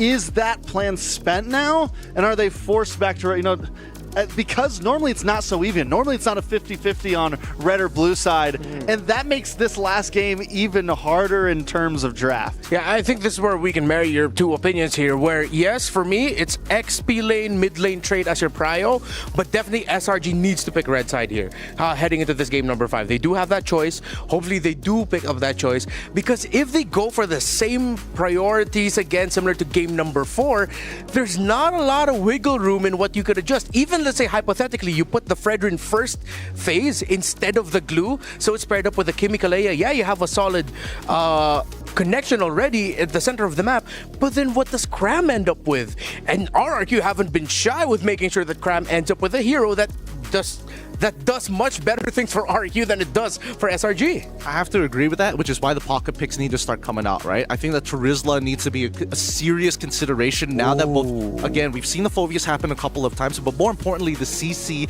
has been banned out consistently in the first phase. I would say also for SRG, one of their, so far we've seen some of their greatest pocket picks is in their jungle. We saw that export come out, and I think if they slot up, I'm wondering if maybe the pocket pick should be elsewhere other than EXP, and maybe make sure they get a decent EXP and Mage in early on, and then let your flexibility be around marksman, be around jungle, be elsewhere on the map. Because after that export game, it feels like Sekai's can literally pretty much pick about whatever they want and be able to win a game. Yeah, I think outside of the usual Farsas, Juicins, and Kimmys that we've been seeing really have a great time ever since the group stage here at MSC, these two teams are going to have to consider heroes such as like the Valentina and Faramis coming back as options, especially the Faramis. We've seen a couple of games, even in wildcards, where Faramis comes in big for a team that their opponents didn't expect it to come out. Suddenly, they're so aggressive in the early because they know they can play around the Nether Realm, and then the opposing team gets rattled. Maybe that's something these two teams might want to consider and lean into heading into game number 5. Are there any picks that you're looking for? You said you're looking for the Terizla. Is there a specific pick that you're looking for here, Trex? Let me see that Lu Yi. Oh, I mean, it's always a possibility, right? Yeah. Like just because of the utility you get from it. But I think in current meta, stationary mages are hard to pull off. ZTN gets the pass mainly because of the passive, because of the ability to kite with her skills a little bit. But overall, a lot of mages that don't have flickers, don't have big movement, are a danger to their team, you know? I mean, let's look back at the picks that we know notably for both of these sides have proven to work. Lancelot, still a huge problem for either side, no matter who picks it up. I mean, we've seen that the Hayabusa is kind of meh, but Yishin Shin, also a very large problem. We've seen that within the first phase of both sides, Wan consistently gets banned out. We've seen, I would say arguably, the Farsa should be considered a part of that ban as well, if not at least the Kalia, one or the other. Oh, okay, a lot of potential trades can come out here. We've mentioned some of the surprise picks to come out. Now, it's all momentum is on the side of RRQ that SRG really needs to dig deep and pull something out here. Do they go for assassins? I know we consider the Lancelot, but should they try to find a way to force RRQ to play back into just playing utility, playing a slower game? That there are times where we've seen SRG do play well around that as well, because Sekais can afford to be aggressive while at the same time not dying as much.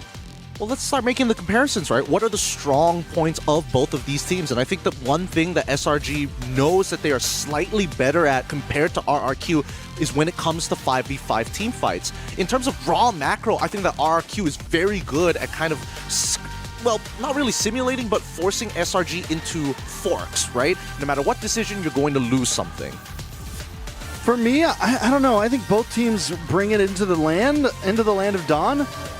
I think a lot of it's going to come down to draft. I think it's going to happen before the game. I think SRG, one of their strong points is their versatility, their ability to kind of play a little outside of the box, be willing to draft things that other teams might not risk and make it work.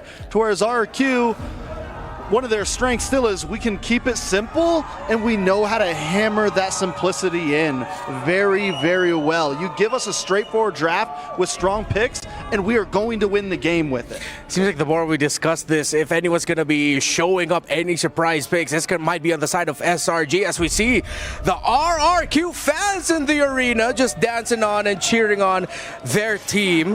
What's your command? All right, okay. There we go. For a moment there, I was trying to process it. Wait a minute. Did we just go back in time? Or no, we're finally in the draft. All right. Game number 5. SRG takes red side. That's what I'm hoping for. That's what I was always looking for. Coach Arcadia knows what he's doing. And I think now that they've kind of played that mental chess game between Arcadia and as well as KezQ, they understand the power picks. I don't think RRQ is going to change from their pattern in terms of bans, especially for the first two. Fanny's definitely going to go. So here's the question for RRQ. Do you ban out the Farza and look for the Jushin up front? If they still want to hunker down into that Jushin first pick blue side, I think they definitely ban out the Farza. We've seen them ban out the CC as well on blue side, not wanting to let Cram get it on the swing back. I think it's something we could see pop up. YSS, though, getting banned out from SRG. Yeah, I think SRG needs to reconsider. Oh, they take away the CC. Good respect there. I think I want to see Yums end up not with the Kalea, but something along the lines of a Badang, Gatakacha, something that can break the tempo of RQ to force out dashes, to put them in awkward spots where maybe they dash in the wrong position. Because if RQ can fight comfortably, as we saw in game number 4, they're just unstoppable. See, but that's the thing, right? Every single time we see Kalia let through, SRG is more than happy to either build their synergy around the Kalia pick, if not lean into something else. And I feel like the onus is on RRQ to get rid of it in the first place. I don't don't think they will. I think this is a key pattern that they want to take advantage of. We have seen, though, that RRQ can deal with the Kalea a little bit. They were able to deal with the last game. I don't know if that's on the forefront of their mind right now, at least in terms of risk. There's ways to play around it. If they put something aggressive, they go for the Jushin ban first. So no, we want the Farza now. SRG now on the spot of, do we ban the Farza? Because if you don't, I got a feeling it's coming up front for RQ as that first side blue, for sure. Yeah, I'm not going to deny that, dude. I'm feeling the same way right now. Juicing ban right away just signals as if RQ is trying to say, no, we want the Farsa right here, the first pick. Even more so now, though, RQ will have to think about, okay, my suggestion. What if SRG decides to put up Agatot Kacha and Badang in the hands of Yumes, or even for Cram, one of those two heroes? That makes the Farsa first side, first pick all the more questionable. You just get purified, man. Yeah, well, you just get purified. I mean, we did see the last game. Even the heroes that counter her just seem to not do that much. I think the laning phase you get from there we go. First pick Farza. You got to. I think right now I've been saying this for the past month or two. She is the mage right now for me in the mid lane. She belongs in the ban pool or something like this. Now, red side, Kalea. I think they let go of Kalea. I think you go straight into Gatot here, and then you're looking for an immediate answer down by the goal lane, which I'm thinking is probably going to be Granger. Oh, talk Granger. Granger Rush. I was thinking maybe a Moskov Rush. Well, either Granger Rush or we immediately lean into Lancelot, right? Because again, you want to afflict what is going to be coming out from the side of RRQ side. The problem is that if you show Lancelot, it's almost guaranteed to be Phoveus from RRQ. Good call. The once you said Lancelot, I'm like, that's actually genius, because that's what RQ wants, I think, at this point. They do still have opportunity, though. They can still, because of what we know with utility, they can still pick up Fredrin here if they want. They have the burst damage behind it.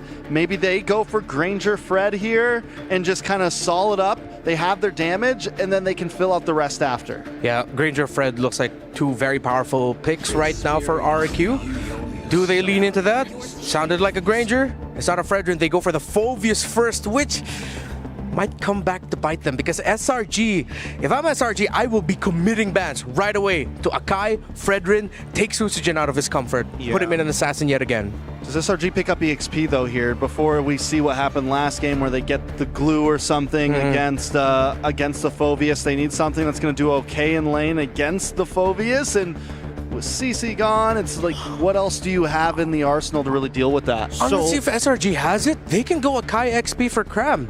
It becomes quite even in trade. Sometimes you could slightly beat it, but then you have the heavy spin to mess up the Phoveus in the first place. I don't disagree. I think that Akai is okay, but Glue is always the go-to in this matchup. I think Cram has played like thousands of games of Glue into the Phoveus every single time, and that's the risk that SRG is willing to take here, right? But this opens up a couple of possibilities. Now that we see what Toy is going to be playing, SRG, I think at this point are trying to figure out what is the mid pick that's going to be able to counter everything on the side of RRQ, and I think that's where we're going to see the flex pick. It might just be the Zitian all over again as a means, but we saw how game one went. It's a little risky.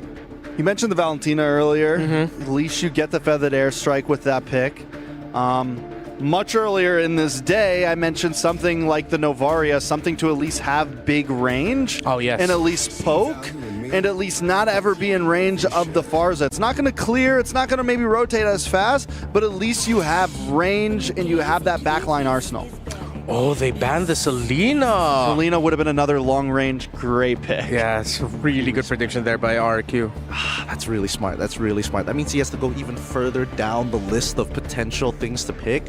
You need burst. That's the problem. You need a lot of burst to make sure this Kalia pick is not wasted, and you need divers to jump in the backline. So they've already figured out their divers, right? They have a pseudo burst coming in from that Lancelot, assuming he gets his first two items. But now the big issue is whether or not you have somebody that can either clean up the fight, which potentially either the flex picks coming up from the side, but specifically Innocent is Roger, or is he just going to double down and be like, all right, I'm going to play Claude again. That way I can kind of like cut down on the tanks and more importantly so kind of bypass the Feathered Airstrike.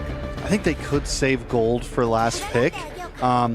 Aerthel's maybe a possibility, but they're I think RQ's on the same track of me of like they need a long range mage right now, something that can pop up. Kadita also still open, another pick that we've seen depending.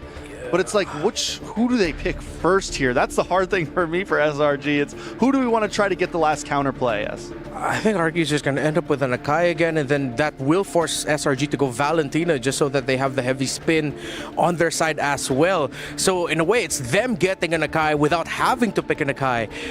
But then you don't have the range. You are going to be getting uncomfortably close to the members of RRQ. I think the call is on Innocent. Yep, there we go. Innocent will have to make the final call here, because at the end of the day, Stormy understands that his role is to try to maximize his value. But with this Beatrix pick, it now comes to, I must fight and I must execute well. Instant response. Joy and as well as the Gato to immediately look to punish this Beatrix. That is tough. RQ this time, for my eyes, does seem a little ahead in terms of just predicting how SRG is going to approach this. SRG last pick, still need a mage. Yeah, I think it has to be Valentina at this point. Not only can you get the Feathered Airstrike, you also get the ultimate of the Joy, as we've seen as one of the old responses to a Joy is you pick up the Electrifying Beats as well as a Valentina as your escape tool, sometimes as your engage tool. But then you give up pressure over mid lane almost immediately. The 2v2 is not good in the earlier stages of the game, and it's like, oh sure, you survive, but Gato makes it obsolete, so they always get first move. I wonder if they go something like Valir or Veil, something weird. I'm thinking like Veil, Nana. I mean, Zetian's like, okay, but there we go. They go for the Kimmy this time around, at least to try and punish, put a brass tax on them. It's still hard. All right, real quick, your vibe, is it SRG or RRQ, Gideon? I'm thinking that RRQ have a much better lineup this time around. Trex? I like RRQ's draft overall. Not saying that SRG's isn't possible to pull off, but once again, they're in a spot where there's a lot of pieces, and it kind of has to work out perfect for them. Our analysts have spoken and we are split. What does the arena feel like? Amazon Arena, is it going to be SRG or is it going to be RRQ? As we head into the decider, will the Kingdom get redemption or will SRG continue their push forward to their title? Brigida, Naisu, let's go!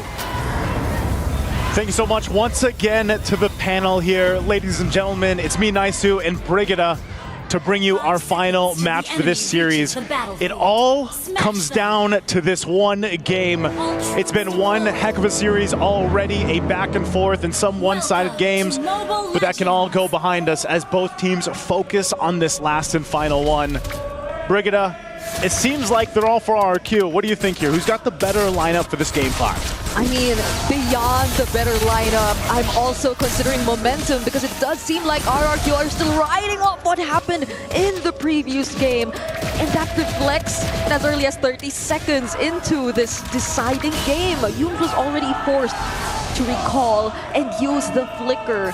And if this happens time and time again, we might see another scenario of hesitation, which literally will be the biggest hindrance towards SRG playing their game, because it was already mentioned by our panelists as well. So many pieces have to come together for them to be able to pull off the better game. It's been the case so far throughout the series, really.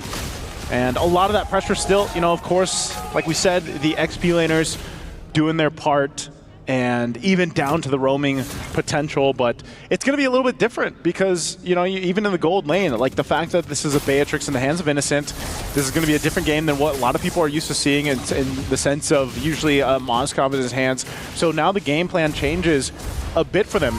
This whole series has been about team fighting, and this is one of the lineups that I feel like for SRG.OG Esports, to make it work, they have to be able to find the right timing for things. I mean, that has been the case anytime a Kalea is there, but then as well, it might be an early fight already. Edok went in with the Unbreakable. Phantom Execution already committed by Sekaiza as well, but he doesn't get to find a kill onto Edok. Only the Revitalize was forced out of RRQ in that scenario. That's all they got. They might still go for more. They put some pressure here on Rins. Oh, Thorned Rose damages Rins a lot, but Sutsujin Electrifying Beats also deals back enough damage to SRG.OG. Such a good back and forth for both of these teams so far. No clear advantage just yet.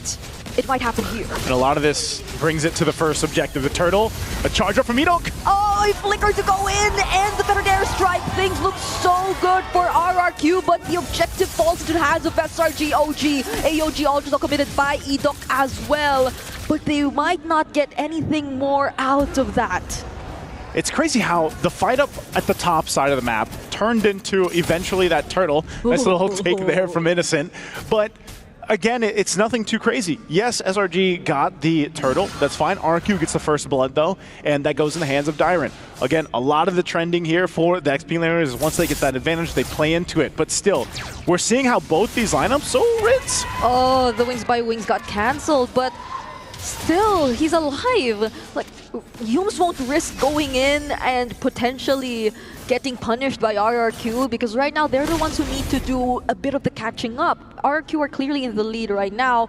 Fortunately, they're still able to somehow control majority of their lanes. Not too big of an advantage is handed over to any of the members of RRQ just yet. But the way things are going, it does seem like RRQ have less things to worry and think about. Like, whenever they decide to go in, they have ways to just constantly reposition themselves and get out. But now they decide to go in and commit onto the kill, maybe on Sekai, maybe on Cram, but he still has the puncture to get out. Now there is the mount coming in from Cram. They will find the kill on Dyrant instead. Great job there from Cram to go ahead and bring Dyrant back. That's exactly why you pick up the glue in some of these instances where you can reposition for the team to take favor of that. So good play up there. He's going to get a little bit of extra damage on that turret, that extra gold that he needs to go ahead and build in on this glue. So Turtle will be up here shortly, but you know, going back to it, it's you got a couple purifies to go ahead and utilize if you're RRQ, and over on the other side, a lot of the work that they've been doing is getting those flickers down from SRG, and we could see the same thing happen from time to time before either team actually commits to the turtle. So right now, RRQ's got positioning, they've got that favorable option, but Sakai's on the Lancelot can just kind of join into this fight, and that's why they make their way here. Cram's going to zone out Rins for now, and RRQ will pull off, and he'll go for the reset. It could have been a 3v3, but now SRG, it seems like they're all complete. Phantom Execution already committed. They just a slight reset, but still Sakai gets the last hit. There's a penetration coming from Innocent as well, and they get to burst down Zyron. They have to walk away. They already lost a member. Now SRG, this is where it works for them, and Innocent getting that kill. Massive, already granting him the early Blade of Despair. Yep, good for him. He rotated on up. And I thought both gold laners would actually join that, but totally decided to do some extra damage to that mid turret. And the fact that the kill and the objective go over help now. Oh no! Stormy! Such a well-coordinated attack from Sutsujin and Rins. The first hit from the Veteran Airstrike didn't land, so it wasn't an immediate stun, but Sutsujin was there either way to supply a bit more of damage. And now what Toy has been really trying to work on is finally handed over to RRQ. That's the first turret that's taken down in this game, and if RRQ are able to keep this up, this is way too similar to how they were able to establish that dominating lead in the previous game. Oh, here we go, concealed from Yumes. He's going for it. That's the Flicker title strike into the Medic Rage for Dyrant, gets bursted down once again. The Kalea Beatrix combo has been working too well for SRG so far in terms of getting the pickoffs, even in the tankiest heroes.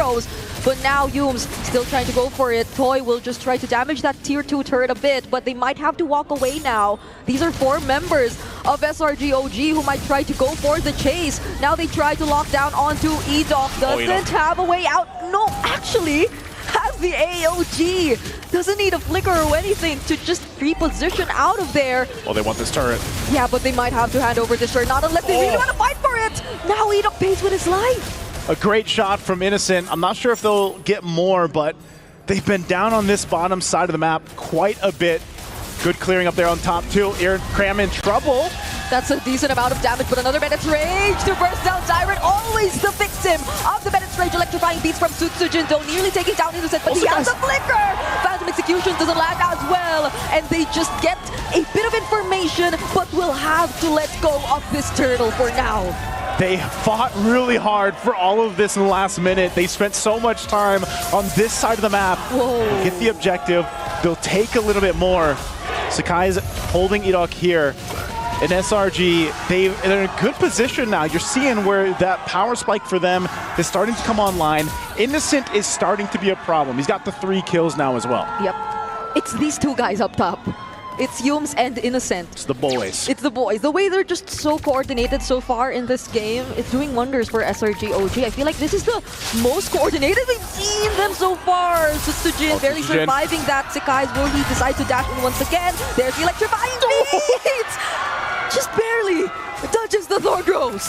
Hold on for a little longer because Sutsujin getting really close there. Endless battle now picked up for Sakai. So there's going to be a fight. Oh, Tsunami Slam committed onto Dyron again, but has the flicker. Doesn't get to receive the Menace Rage this time, but again, Edoc's brought back, but has the AOG to also get away. So SRG aren't able to convert that into a kill yet again, but Toy, oh, decent amount of damage already coming in. Riz, wings by wings! Dodges the Renner's apathy. Such a close fight between these two so far. I think they want more. They're going to be focusing on Cram. Now they want control of this tier 1 up top, but it should be cleared up. Sakai's is here. He's going to go for it. Doesn't land the bad execution, but has enough damage to deal with Rins. Okay, who would have thought? SRG, even despite the situation, they have other members to rely on to go for the surprise attacks. And so RRQ, they might have to consider that and not be too complacent in terms of grouping up together, in as much as that's how they really utilize the strengths of their lineup. Big item pickup here too for Cram. A Radiant Armor now available. Some of that magic resist going to play into the part. They're going to go for the slam. Oh, Edok is the target once more here. Receives the Bennett's Rage once again and gets blasted by SRG.OG. That's a successful pickup for their team right as the Lord has spawned in the bottom lane. But if you look at majority of the other members or the teams, it's just pretty equal. It's mostly really on the EXP lane, which I feel SRG.OG was really keen on trying to shut down. Fast execution towards Rinse and Toy, but Dyron gets bursted down once again. Sutsujin goes in, but might just have to disengage. Innocent, he flickered in. He knew he had the damage. He knew he had it, but now they don't have a jungler. And right now, RRQ, even without Dyron, they could go ahead, set things up for their favor. Unless SRG does something about it. AOG in the mid lane, Cram. AOG to the face. Edok doing a great job at surviving and sustaining, but Sutsujin might come from the side, try to burst down a couple members here from SRG.OG. But now, Innocent with the Renner could only do so much. I feel like he just switched it a moment ago, so he couldn't dish out that much damage if he doesn't target it well enough. Oh, but he wasn't in the range of the Bennett's Rage. That saved Edok. Sutsujin looking for more, gonna go under the turret with the beats, under the tier 1, but stopped in his tracks. And it has been a back and forth, all of this, between both the teams. But the positioning now for this Lord here is RRQ. Yeah, I have to say the knockups coming in from Yums have been very, very crucial though. Either in looking for the targets to set up with a Tsunami Slam, or just to literally deny RRQ from chasing down the other members of SRG.OG, similar to what happened with Sutsujin earlier right now. But there's the Fettered Airstrike, another two-man knockup coming in from the Tidal Strike. Toy, unfortunately, is the first to fall for RRQ. You do not want that. Sutsujin, he can still come in from that backside, but he's going to be stopped in his tracks. Cram will zone them out. It might come down to a retribution battle if they decide to go for it. Oh, Rins, will he cast his ultimate right now? Gets threatened here by Sakai as he goes in. AOG out for Edok, but they find the kill on Dyron. Now Sutsujin might not find the right angle to go in anymore. He's only left alone here as SRG take the Lord. A great team fight, a great juggle around that Lord for SRG. They did lose the Holy Shield up top to the minions pushing in, but nonetheless, they won that fight. They get the objective. We'll take a look at the instant replay again from STC. This was really good. They zoned out the right members of this fight. Sutsujin didn't have an angle to go for it. I mean, he sees Cram and he's like, I can't go for this. And then they held that Lord from going into a complete reset to be able to secure it. And now they're at the base of RRQ. Yep. That pull yourself together for Yums is becoming such a problem. Like, he almost always has his flicker to threaten RRQ, to keep them on their toes, and for Rins to just not be able to dish out the Fettered Airstrike. as often as he wanted to. Even in that moment where he has the vision on the objective, he just couldn't because too many members of SRG.OG could decide to dive in at any given moment. And I feel that that's what makes up majority of the idea of their lineup too. It's literally formation breakers for SRG.OG. Man, if we look at this, the items too, you know, Dyron, what a roller coaster of a series. Yep. Like this game, he's been pretty much just stopped. He is a punching bag for SRG.OG Esports to go ahead and utilize because he has been constantly picked off. He doesn't have much defense at all. You know, he's got the blade armor, but that's about it. And a little extra defense. Now that might be somewhat okay in consideration he's playing a Phobius, but if you're picked off with the Tsunami Slam and then immediately deleted, then the value of you being the XP laner, being that kind of front body other than Edok, puts Edok in that situation where a lot of times he's the one trying to get away, disengage with the Avatar of the Guardian instead of engaging with it.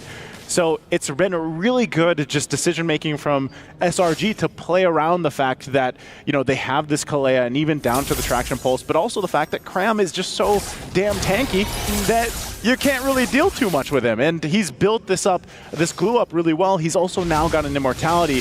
I mean, look how much damage this guy has taken. Yeah. He can basically go 1v5 on the glue and be okay for the most part, until RRQ gets to the point, itemization-wise, where they catch up. Now, how long is that? Probably another 5 minutes or so. Like, they need to get there. At least for Toy, he is on par with Innocent. And imagine, Innocent's got 5 kills. That's really good for Toy, but if he's taken out early, you lose a lot of that. Cyclone Eye into his death! Dyron did not anticipate that, but Sekais, they find the kill onto Toy as well. So Sujin gets to trade out Sekais, but that's an exchange of 3. It's a 3-to-1 trade, Brigida, right now. SRG, they know the shield is down. They're going to push into the base turret. Oh, Purify already used there by Rins. He had to dodge the traction pulse. Conceal coming in from SRG.OG. They only want